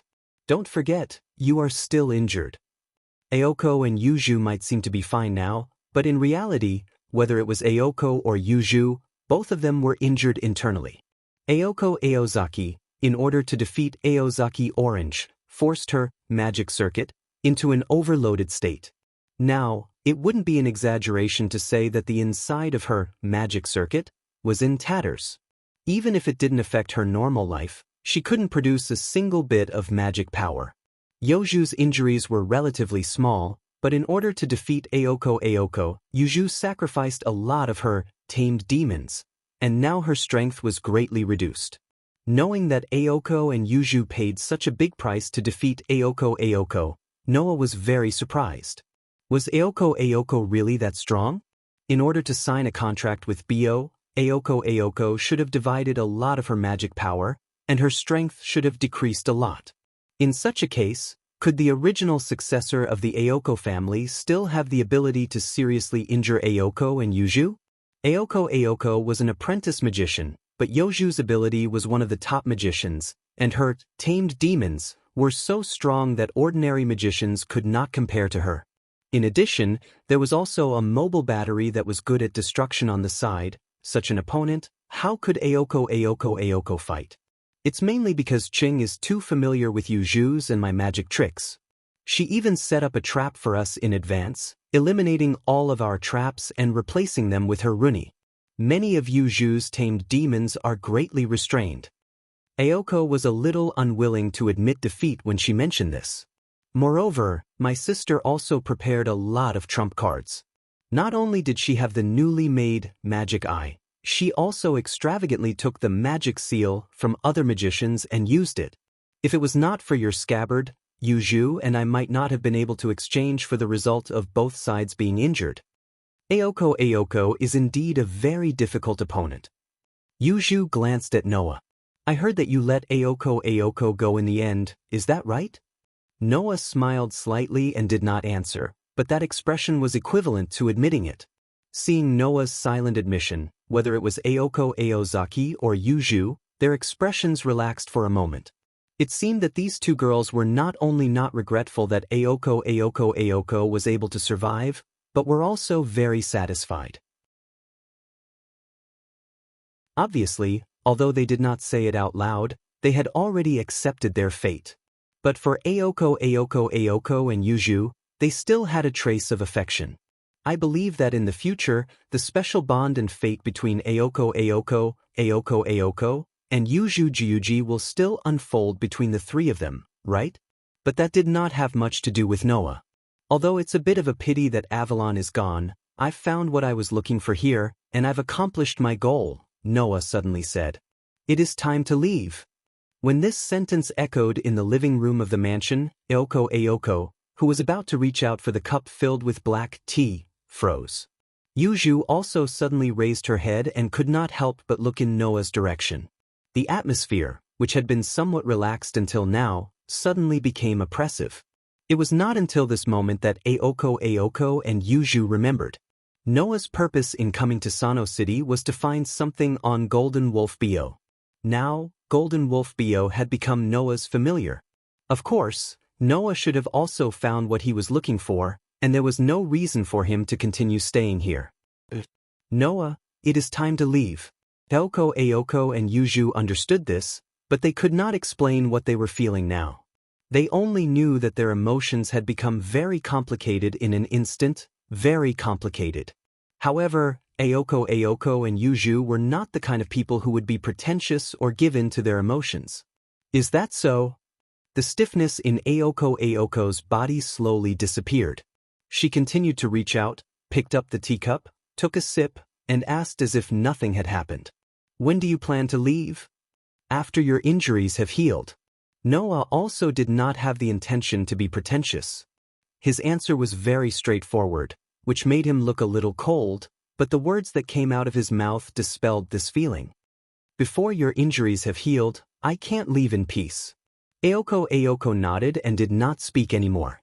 On the other hand, Yuju's eyes, which were like black holes without any impurities and emotions, moved to Noah's body and stared at Noah without letting go.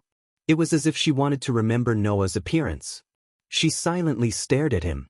Noah could only remain silent in response to Yuju's behavior, because even he could not read Yuju's feelings from her eyes, which had always been emotionless. At this moment, Noah could only pretend that he did not know and turned his head away. Therefore, Noah naturally did not notice. On the side, Aoko also kept staring at him.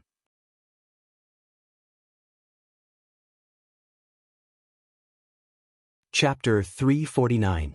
It was nighttime. In the sound of Jingyi's footsteps, Noah slowly walked down the stairs and came to the lobby of the building.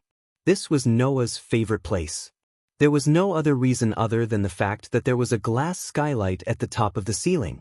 Regardless of whether it was morning or night, the sunlight or moonlight would shine through the skylight into the hall, giving people a sense of beauty and enjoyment. Therefore, Noah liked this place very much. He would stay here whenever he had nothing to do, basking in the sunlight or moonlight, and enjoying the rare peaceful atmosphere. It had been about 10 days since Shizuka Kusajikuro left the manor house. During this time, Noah and Aoko returned to school and continued to live the lives of ordinary people.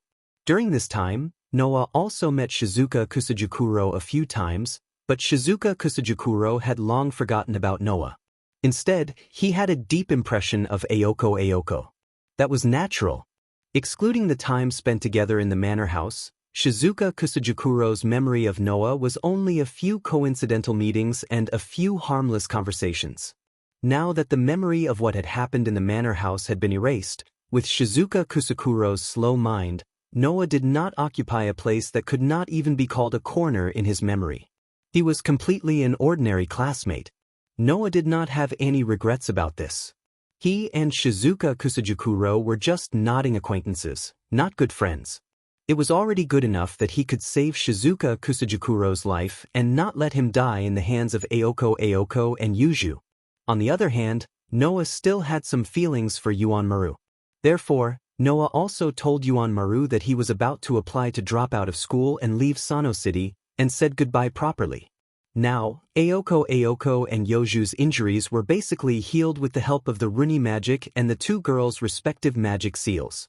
In other words, it was time for Noah to leave. Tonight would be the last time Noah stayed in the manor house. Under such circumstances, Noah's first thought was to go to the hall of the manor house and enjoy the gentle moonlight for the last time. To Noah's surprise, when he came downstairs, There was already someone in the hall on the first floor. Just as Noah expected, the gentle and beautiful moonlight shone through the skylight like a beautiful snow scene, illuminating the entire hall of the manor house. Bathed in the moonlight, the pitch-black girl, who was so beautiful that it made one think of dolls and dolls, was sitting on the ground in a relaxed posture. She leaned against the stove, as if she had completely lost all signs of life and was sleeping quietly. The beautiful scene was exactly the same as the scene Noah saw when he first came to live in the manor house. It was just that compared to that time, Noah and Yuju were no longer living together purely for the sake of interests. This made Yoju's eyes, Yoju's Yu. Back then, Noah's relationship with Yuju was not only not friendly, it could even be considered bad. The first time he saw Yuju sleeping in the hall, Noah didn't choose to wake her up. This time, Noah also didn't think of waking Yuju up, but he didn't turn a blind eye to it either. Turning around, Noah walked up the stairs and returned to the second floor. He walked in the direction of his room, and when he appeared again, there was a quilt in his hand. Rustle. With the sound of cloth rubbing against each other, Noah covered the sleeping Yuju with his own quilt. Looking at Yoju's beautiful face, he couldn't help but reach out and stroke the bangs in front of Yoju's forehead. When they first met, Noah thought Yuju was a pure magician who lacked emotions and was even completely cold-blooded. However, after spending more than a month together, Noah finally got to know the real Yuju. The indifference and ruthlessness on the surface was just a girl's decoration. It was the pure-blooded witch's bloodline that caused mischief. In fact, Yuju was not only a person who was easily annoyed, but also fussed over some small matters from time to time, and even lost her temper over it. While it seemed that Yuju lacked emotions, in fact, Yoju's inner feelings were richer than anyone else's. She didn't say it on the surface, but Noah could see that Yuju really valued Aoko. She also had feelings for Aoko, whom she had spent more than 10 years with. Yuju would always use the principles of a magician to demand herself. In fact, it was only because she didn't want to waste the talent and legacy left by her mother. This was Yuju of Gyuji, a person who seemed to have no emotions, but was actually very sensitive to emotions. Wasn't such a girl worthy of other people's love and pity? After Noah covered Yuju with a quilt and smoothed the bangs in front of her forehead, footsteps sounded behind Noah. Hearing the footsteps, Noah didn't need to guess or use his sensing ability to detect the aura of the person. He could tell who it was. "Are you still not sleeping?" Hearing Noah's greeting without turning his head, Aoko's footsteps paused, but then she recovered and came behind Noah. Looking at the quilt on Yoju's body, she curled her lips. "You really don't know how to learn." Aoko was naturally referring to the first time Noah saw Yuju sleeping here. At that time, Aoko also warned Noah, letting Noah know that Yuju also cared about the opposite sex seeing her sleeping posture. Now, Aoko was also referring to the time when Yoju's sleeping posture was seen by Noah. "What's wrong with that?" Noah turned around and sat down directly beside the sleeping Yuju. Leaning against the stove, he raised his head and looked at Aoko's beautiful face under the moonlight and smiled. Even if she finds out, given Yoju's personality, she'll just sulk for a few days. At most, she'll fight. I don't mind accompanying her. Only a guy like you, who can even defeat and subdue a fantasy breed mutant, can say such words. I don't want to see Yuju planning an all-out war over such a small matter, Aoko said slowly and sat down beside Noah. A man and two women leaned against the stove that didn't work at all. One was covered with a quilt and sleeping soundly, while the other two raised their heads at the same time and stared at the moonlight sprinkling through the skylight. For a while, no one spoke. Not long after, Aoko was the first to break the silence. "Do you plan to leave tomorrow?" Noah wasn't the slightest bit surprised that Aoko had seen through his plan, and he nodded in response. "Your injuries have healed, and your sister's matter has come to an end. Not only did I find what I was looking for, but I also have a powerful familiar. Although it's a pity that Avalon is missing, I can't delay my business because of this. I still have to go on my next journey." "Journey?" Aoko's pale eyes began to flicker as she stared at the moonlight. So, you've traveled to many places? A lot, I guess. Thinking back to the past, Noah couldn't help but smile. I've been to places where monsters are everywhere and where humans are in a precarious situation. I also went to a school that studied strange powers. Just thinking about it makes me feel nostalgic. Aoko seemed to be interested. She turned her head, faced Noah, and asked curiously, I didn't expect the places you've been to be quite interesting. In such a special environment, did you do anything meaningful? Noah was pulled into his memories by Aoko's question and quietly began to tell his story. In that place where monsters are everywhere, although humans are in a precarious situation, they are extremely resistant to a group of children who can compete with those monsters. I built a shelter there and took in those children. I also fought with the adults many times. Bully children? What kind of ability is that? Aoko frowned her beautiful eyebrows, then continued to ask with interest. And then? Then, in the school that studied strange powers, I also met a group of companions, but the theme there was combat skills, so I had the opportunity to duel with my companions every day. Speaking of this, Noah couldn't help but laugh. However, the teacher there once tried to hurt my companions, so I fought with the teacher there and defeated her. Fought with the teacher? And then? Is there anything else interesting? Anything else? Noah and Aoko, who were immersed in interesting topics, didn't see that on the side, Yoju's eyelids began to tremble.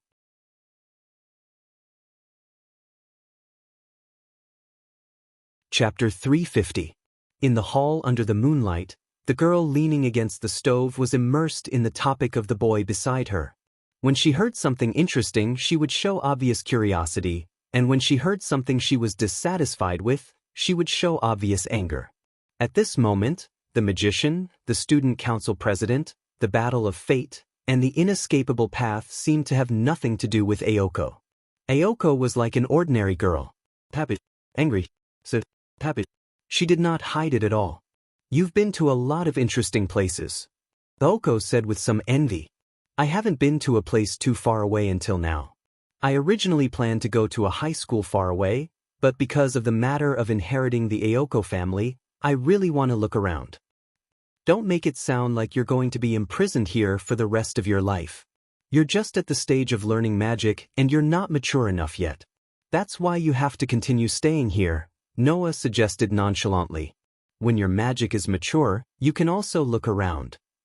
That's true. Aoko smiled sweetly. Anyway, with Yuju here, I'll let Yuju worry about the spirit vein in Sano City. When the time comes, I'll travel around and see the interesting places in this world like you. Aoko did not know that the places mentioned by Noah were in other worlds and did not exist in this world. However, there were also many places in this world with strange forces and chaotic gods, and there were many parallel worlds. Although there were no existences like the Black Bullet and Absolute Dual Blades, there were certainly similar places. For example, there were monsters everywhere, and the situation of human beings was precarious. For example, there was an underground school that studied inexplicable forces, and there were students from the outside who were used as experimental subjects in the school. These places definitely had similar existences in this world. If Aoko really planned to travel, then in the future, she would definitely see wonderful things that were not inferior to Noah's in other worlds. And Noah naturally did not know that Aoko would really travel in the future, because of the conversation tonight. However, now, there were also people who opposed Aoko's decision. Why are you going on a trip, Qingzi, while I have to stay behind to look after the spirit vein in Sanliang City? Yuju could no longer pretend to be asleep. She opened her dark eyes and stared at Aoko Ozaki, who was on the other side of Noah, with obvious dissatisfaction. Sano City's spirit vein originally belonged to your Aozaki family. So you're awake? Aoko was taken aback for a moment before she smiled awkwardly. Well, there's nothing bad about it. Yuju, you're not the kind of person who would wander around anyway. Besides, you don't want to give up this mansion, right? That's another matter. Yuju unhurriedly said these words. She got up slightly and the blanket covering her body slid down. Seeing this, it was Yu Zhu's turn to be stunned.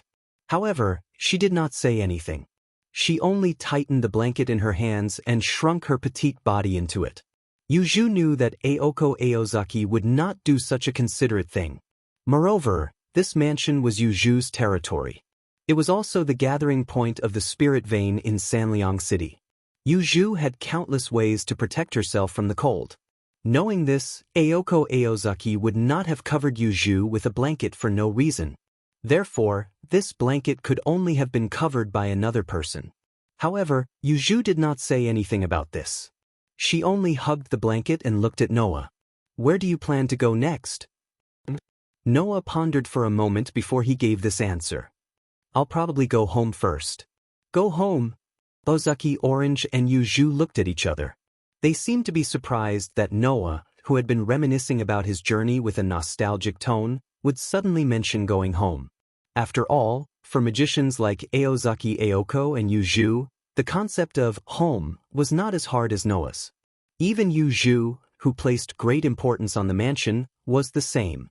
However, Noah was different. Although Noah really wanted to continue with the world fragment recovery, it had indeed been a long time since he had been home.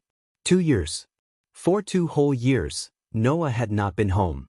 With the experience of training outside for 4 whole years, not being home for 2 years was not a big deal for Noah.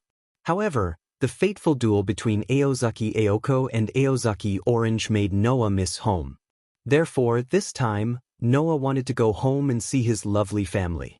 But Noah suddenly remembered something. "How about we take a picture together?" "Take a picture?" Aozaki Aoko and Yu Zhu were stunned again. Ignoring Aozaki Aoko and Yu Zhu, Noah took out a mobile phone from his pocket. "What's this?" Aozaki Aoko looked at the mobile phone in Noah's hand and asked in confusion. "Could it be some kind of noble artifact?" "This is not a noble artifact," Noah said helplessly. "It's just an ordinary mobile phone." "Mobile phone?" Aozaki Aoko was surprised. "This is a mobile phone?" Not to mention Aozaki Aoko, even Yu Zhu was a little surprised. It was not that Aozaki Aoko and Yu Zhu had never seen a mobile phone before, but the mobile phone in Noah's hand was a little beyond their understanding. Not only did it have no buttons, but the entire surface was also a screen. For this small town in the countryside where mobile phones and the internet had not really begun to develop, this type of mobile phone had not been born yet. At least, Aozaki Aoko and Yu Zhu's impression of mobile phones was still at the point where they were palm-sized, with buttons and a cover. "I brought this from the place I told you about earlier. It's filled with monsters." Noah did not explain much. He just stood up and went to the front. After setting the mobile phone to automatic photo mode, he quickly went back to Aozaki Aoko and Yu Zhu and sat down. "I specially chose a mobile phone with outstanding photo functions. The pixels are good, and there are many photos of the friends I met on the journey. Come and take a picture with me." Aozaki Aoko and Yu Zhu did not seem to be able to react. For a moment, they panicked and did not know what to do. "Really?" Noah smiled bitterly, reached out his hand, and directly put it around Aozaki Aoko and Yu Zhu's neck, and pulled the 2 girls over. The 3 heads suddenly leaned together. Kacha dash! In the next second, the sound of the flash and the shutter was heard at the same time. On the screen of the mobile phone, the scene of the smiling Noah, the slightly angry Aozaki Aoko, and the slightly panicked Yu Zhu intimately leaning together was forever fixed on the screen. The next day, Noah did not say goodbye to Aozaki Aoko and Yu Zhu, and directly left the manor house. Aozaki Aoko and Yu Zhu did not come to see Noah off. They just stood by the windows of their rooms and watched Noah leave. When Noah returned to Between the Worlds, 2 young voices vaguely echoed in his heart. The content was like this: "May you always be safe." The sun was setting in the west and the sky was dark. It was going to be night soon. On the road outside a park, a clear voice rang out. "Hurry up. If you don't go back, you'll be scolded." "Got it." The person who responded to the voice outside the park was a cute little girl with black hair who was still in the park. The little girl was about to run outside, but in the next moment, She inadvertently caught a glimpse of a golden light and stopped in her tracks. Her eyes flashed with confusion and curiosity. She came to a dark corner and pushed aside the grass there. In the next moment, the little girl saw it. Behind the grass, a gorgeous scabbard lay there quietly. The little girl could not help but reach out and touch the gorgeous scabbard. The scabbard suddenly emitted a bright light, turned into a stream of light, and swept into the little girl's body. The little girl seemed to be startled and quickly touched her body. At this time, the clear voice called out again. "I'm ignoring you." Hearing this, the little girl did not care about the fact that the scabbard had inexplicably entered her body. She hurriedly got up and ran outside. Under the setting sun, the two black-haired little girls chased each other, laughing and playing on the road while trotting into the distance. After a while, they disappeared into the horizon. If Noah was here, he would be very surprised to find out. The scabbard not only disappeared into another space, but also coincidentally arrived at another time.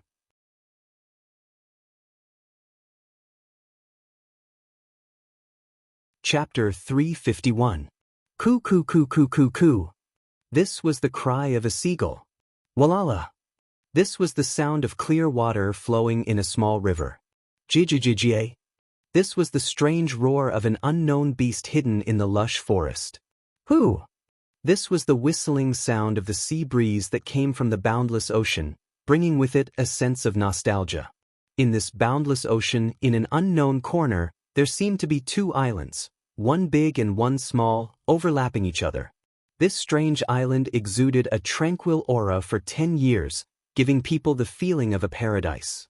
Against the whistling sea breeze, the hem of his coat fluttering, Noah stood on the edge of Heavenly Wolf Island, looking at the endless ocean, breathing in the familiar air, his dark and deep eyes blooming with an unprecedented feeling of infatuation. "I'm back." After 2 years, Noah finally returned to his own world. The familiar magic pervaded Heavenly Wolf Island. The familiar air brought by the sea breeze. Everything in his field of vision was a familiar scene. The heart in his heart that was constantly jumping for joy and excitement for this world. All of this seemed to be welcoming Noah's return, instantly enveloping Noah's whole body, giving Noah a peace of mind that he had not felt in these 2 years. Whether it was in the world of the Dark Bullet, the world of Absolute Dual Blades, or even the world of Night of the Spellcaster, Noah, who had been to these 3 worlds, had never felt as peaceful as he did in this world. Not because of anything else. Only because this world was Noah's cradle, the home where Noah spent a long time, the home where he grew up. And in the 3 worlds that he had been to before, although in the end, Noah had his own place to go, for Noah, those places were ultimately just places to stay on the journey. For Noah, the only real home was in this world. Because only in this world, Noah did not need to adapt to everything. Only in this world, Noah was truly familiar with everything. As for the other 3 worlds that he had been to before, even though Noah was familiar with them in the end, they were still the same at the beginning, unfamiliar to him. Noah raised his head and looked at a certain direction in the sea. He seemed to be able to see Magnolia, which was far away from his field of vision. It was as if he could see the fairy tale guild. His heart was touched. I wonder how grandfather is doing now. Is his body okay? Are Elusha, Mira, and Lisanna doing well? Are Naz and Gray still fighting as much as before? Noah felt that his heart had already flown back to Fairy Tale ahead of time. He also felt that he couldn't stay in Fairy Tale's holy land, Fairy Wolf Island, for even a moment longer. Right now, he wanted to return to the guild immediately. However, thinking that he still had business to attend to, Noah suppressed the restlessness in his heart. Before that, I still have to do an experiment. Taking a deep breath, Noah suppressed his surging heart from returning to the world of Fairy Tale, and stretched out his hand towards the ocean. Collect. Cast. Projection. When the simple chant burst out from Noah's mouth, a dazzling phosphorescent light rose from Noah's arm. A mysterious and intricate magic square rotated and spread out in front of Noah's open palm towards the ocean. Suddenly, a large amount of magic erupted from it. Bang bang bang bang. In the next moment, on the intricate geometrical magic array, the substantial magic power turned into blue flashes of light. Like cannonballs that carried the force of thousands of kilograms, they shot out explosively amidst the dull sounds of impact. They rubbed against the air, pierced through the sky, and landed on the surface of the sea. Bang, bang, bang, bang. Along with the continuous echoes of the explosion, on the surface of the ocean that was hit by the magic bullet, bursts of waves exploded like water pillars, stirring up countless splashes, scattering in all directions, scaring the seagulls in the air and causing them to flee. But unlike the seagulls that fled in panic, in the forest behind Noah, the monsters that felt the movement and the magic aura began to move in this direction. Ignoring the movements around him, Noah looked at the ocean that was turned upside down by his magic bullet and couldn't help but breathe a sigh of relief. I thought that after leaving that world, I wouldn't be able to use magic anymore. This worry was not unnecessary. One of the conditions for using magic was to come into contact with the magic base plate engraved in the world, using one's own magic to activate the magic pattern engraved on the magic base plate. Now, Noah had already left the world of Night of the Magicians and returned to the world of fairy tale. And in this world, there was no such thing as a magic base plate. Before returning, Noah didn't know whether he would be unable to use magic because he couldn't come into contact with the magic base plate when he went to another world. But now, it seemed that even if he left the world of Night of the Magicians, he could still come into contact with the magic base plate. Of course, Noah didn't know that he was the only one who could do this. Because Noah didn't come into contact with the magic base plate himself, but the world took the initiative to help Noah come into contact with the magic base plate. If it was another magician who went to another world, even if they had the ability to go against the heavens, there would be no way for them to come into contact with the magic base plate in another world.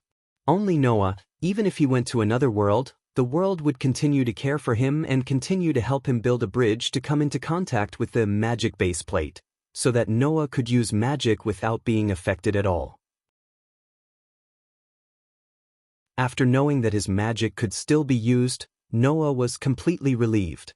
He used the limit ability again and slowly sealed his magic, causing his power to fall into a state of self-growth, constantly improving his strength.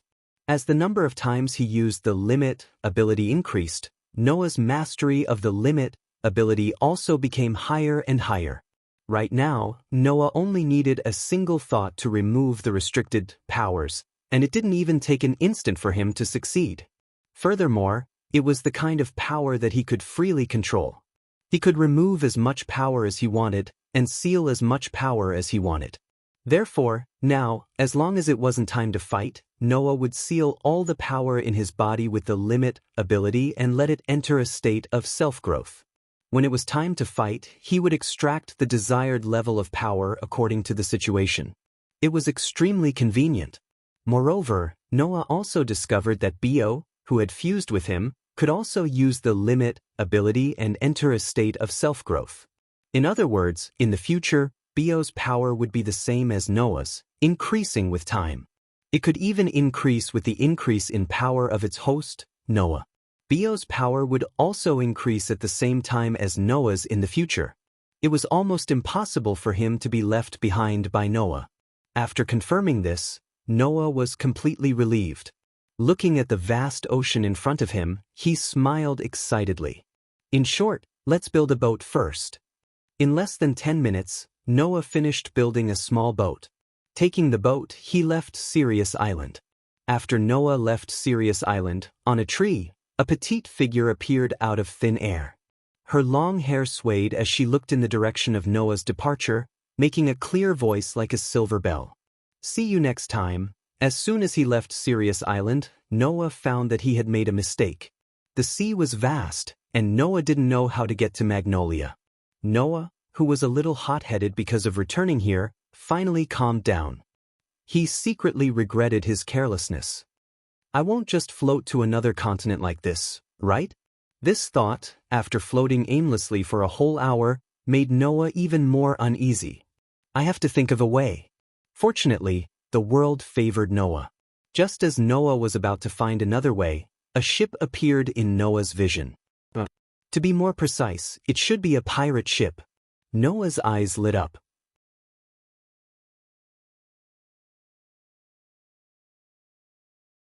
Chapter 352. Facing the sea breeze, the pirate ship passed directly in front of Noah.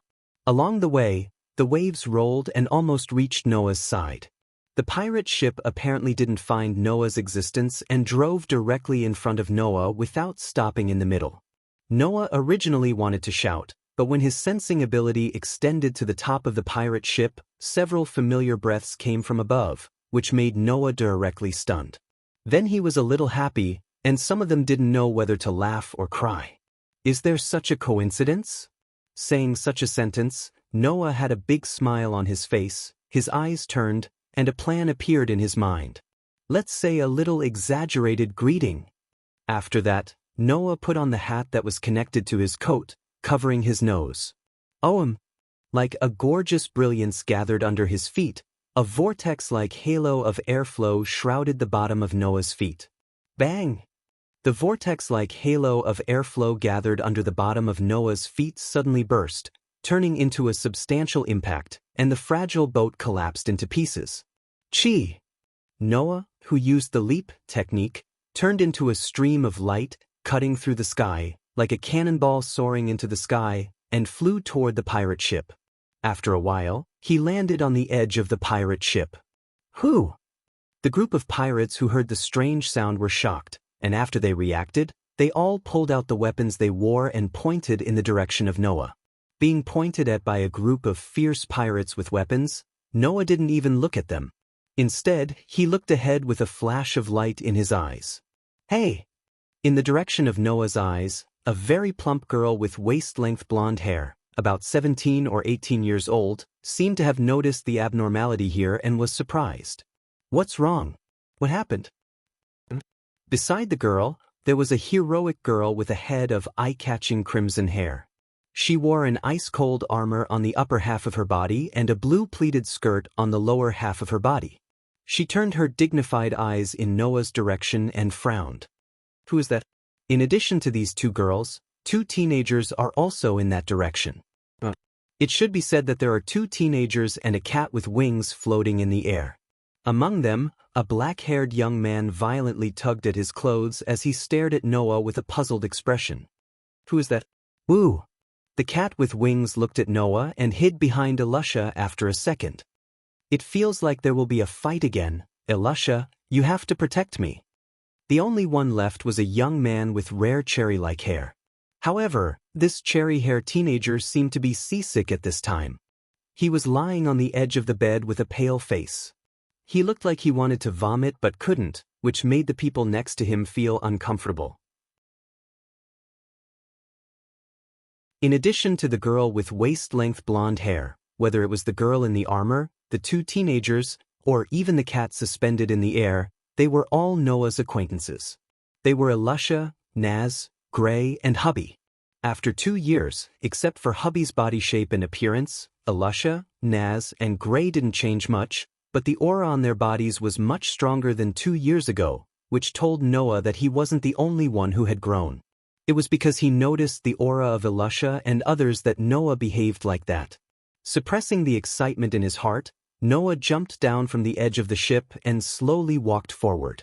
A group of ferocious pirates wanted to do something, but they seemed to be keenly aware of Noah's momentum. As Noah approached, they began to retreat. For a while, no one could say a word.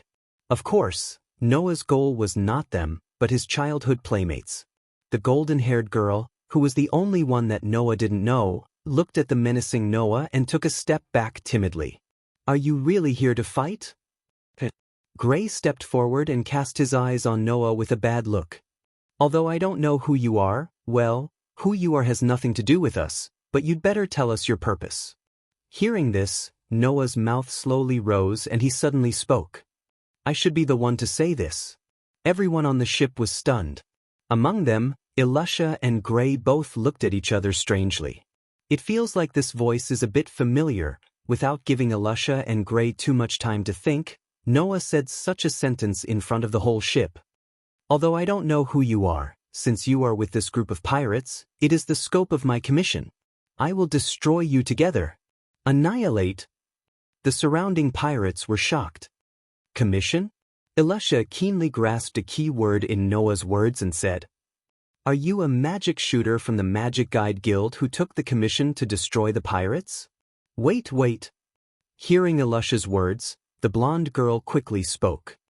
We are not pirates. We are just guests who happen to be on this ship. Yes. Hobbit nodded repeatedly. If you want to catch you, just catch Lucy. She must be guilty. What are you talking about? Useless cat. The blonde girl named Lucy yelled out frantically. Since you are a member of the Magic Guide Guild, you should have heard of fairy tale, right? Gray didn't seem to let go of his hostility towards Noah and stared closely at Noah. We are magic shooters from fairy tale. Can you please leave? You are magic shooters from fairy tale? Noah pretended to be surprised and deliberately hesitated for a moment, then nodded after a while. In that case, please stay aside and don't interfere. I will be done here soon. Big sister. The surrounding pirates suddenly panicked and looked at Elisha for help. Elisha's beautiful eyebrows furrowed more and more tightly. She reached out her hand and the surrounding pirates immediately hissed. Seeing this scene, Noah couldn't help but laugh. This Elisha is still as unconventional as before. She actually tamed a group of pirates and made a group of pirates follow her lead. However, Noah had already seen this point, otherwise, he wouldn't have deliberately said such words. Because of a special reason, I have to protect them. Elisha stepped forward and said in an unquestionable tone. So, I'm sorry, but please let these people go. At this moment, Elisha didn't hold back at all and released her powerful aura. If it was an ordinary magic shooter who heard the name of fairy tale and realized that Elisha was not simple, they would definitely not be willing to take advantage of a small task. However, Noah, who already knew about Elisha's strength, continued to walk forward calmly. So, you want to hinder me from completing my task? Elisha frowned again. We don't mean that. Don't talk nonsense. Noah interrupted Elisha's words. Since you intend to hinder me from completing my task, then I will destroy you all together. You bastard! Gray tore open his clothes and revealed his upper body with an impatient look on his face. Simply put, you are here to fight, right? Then let me directly send you flying. After saying this, Gray fiercely stepped on the deck and rushed out. He clenched his fist and with a sharp wind sound, he fiercely punched in the direction of Noah. Pa-dash! Unfortunately, Noah only raised his hand gently to receive Gray's punch, which he was determined to win. With a crisp sound, Noah effortlessly received the punch with his palm. Wah-dash! Gray's face finally changed. At this moment, Noah pulled Gray's hand and threw him to the deck next to him. Bang-dash! Goo-dash!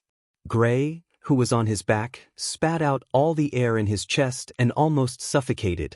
Elisha, Lucy, and Habe turned pale with fright at the same time.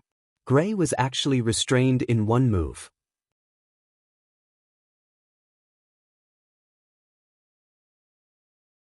Chapter 353.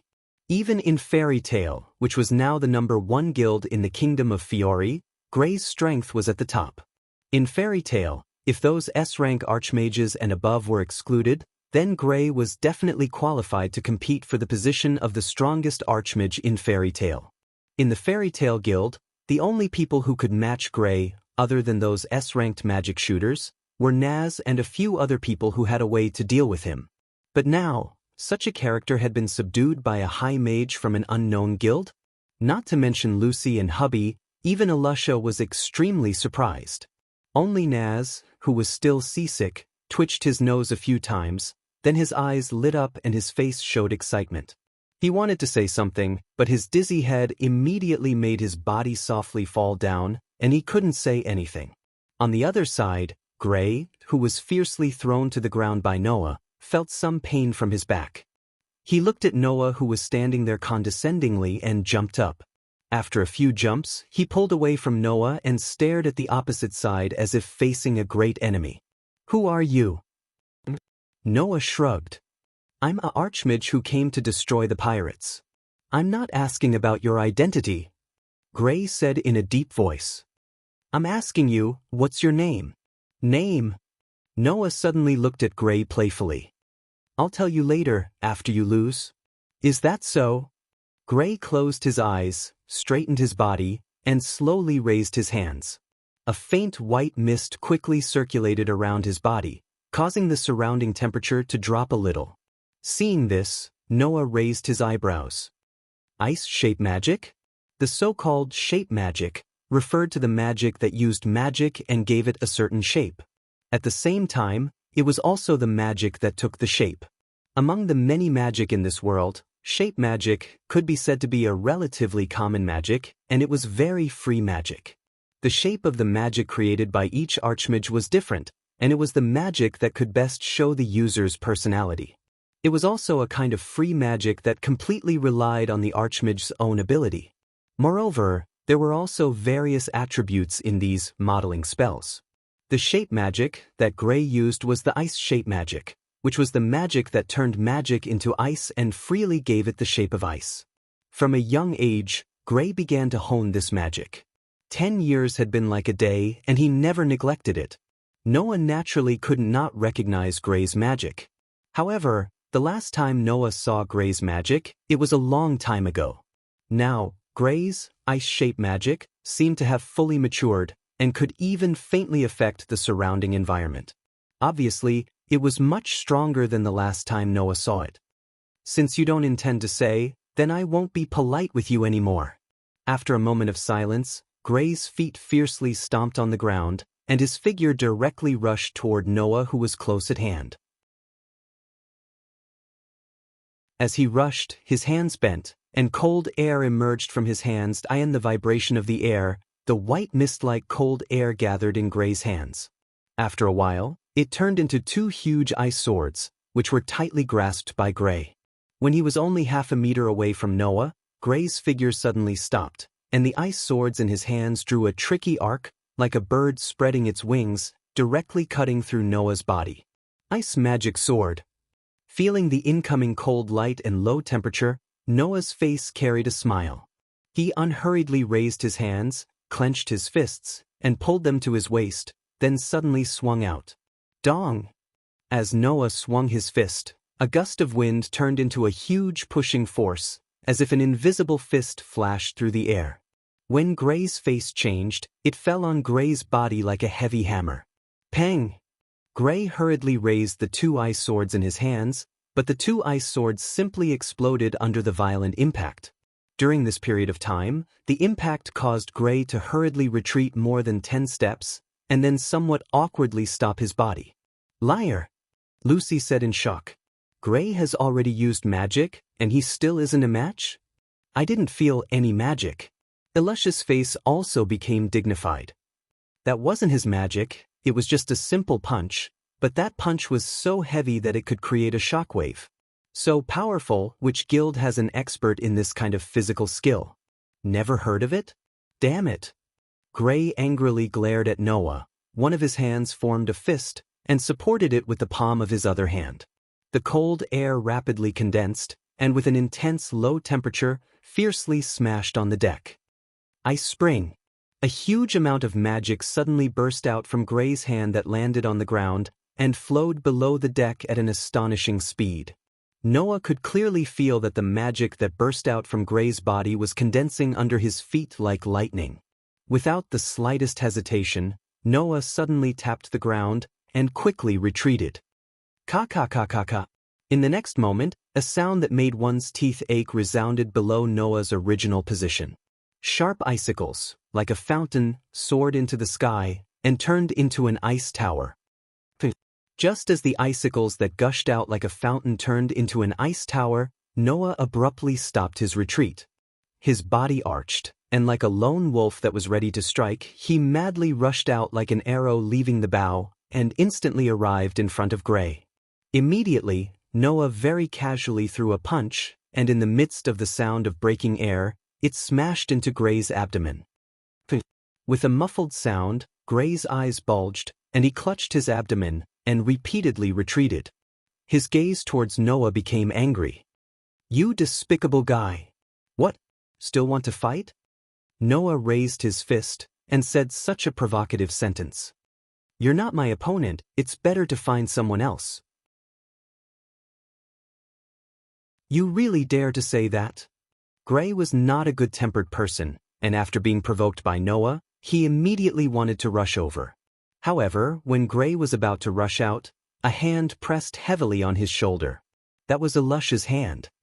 "Stop," Elisha said calmly. "He didn't want to be serious with you, otherwise you would have been defeated."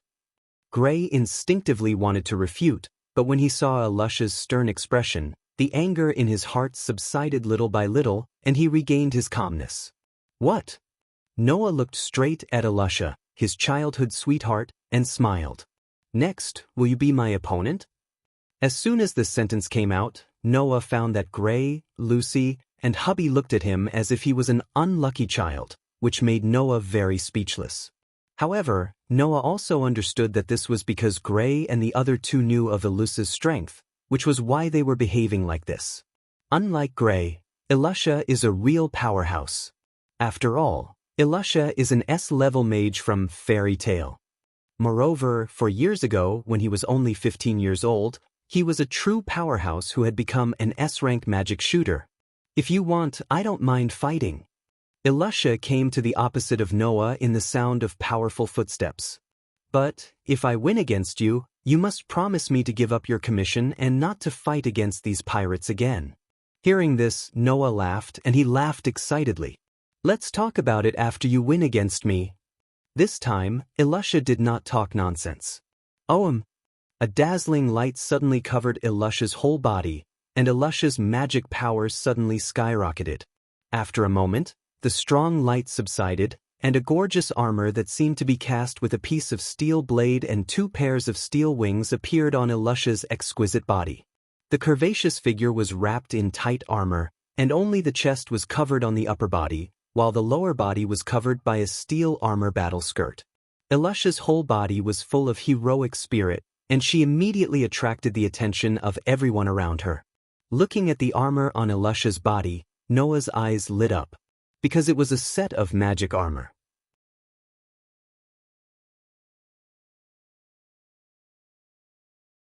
Chapter 354.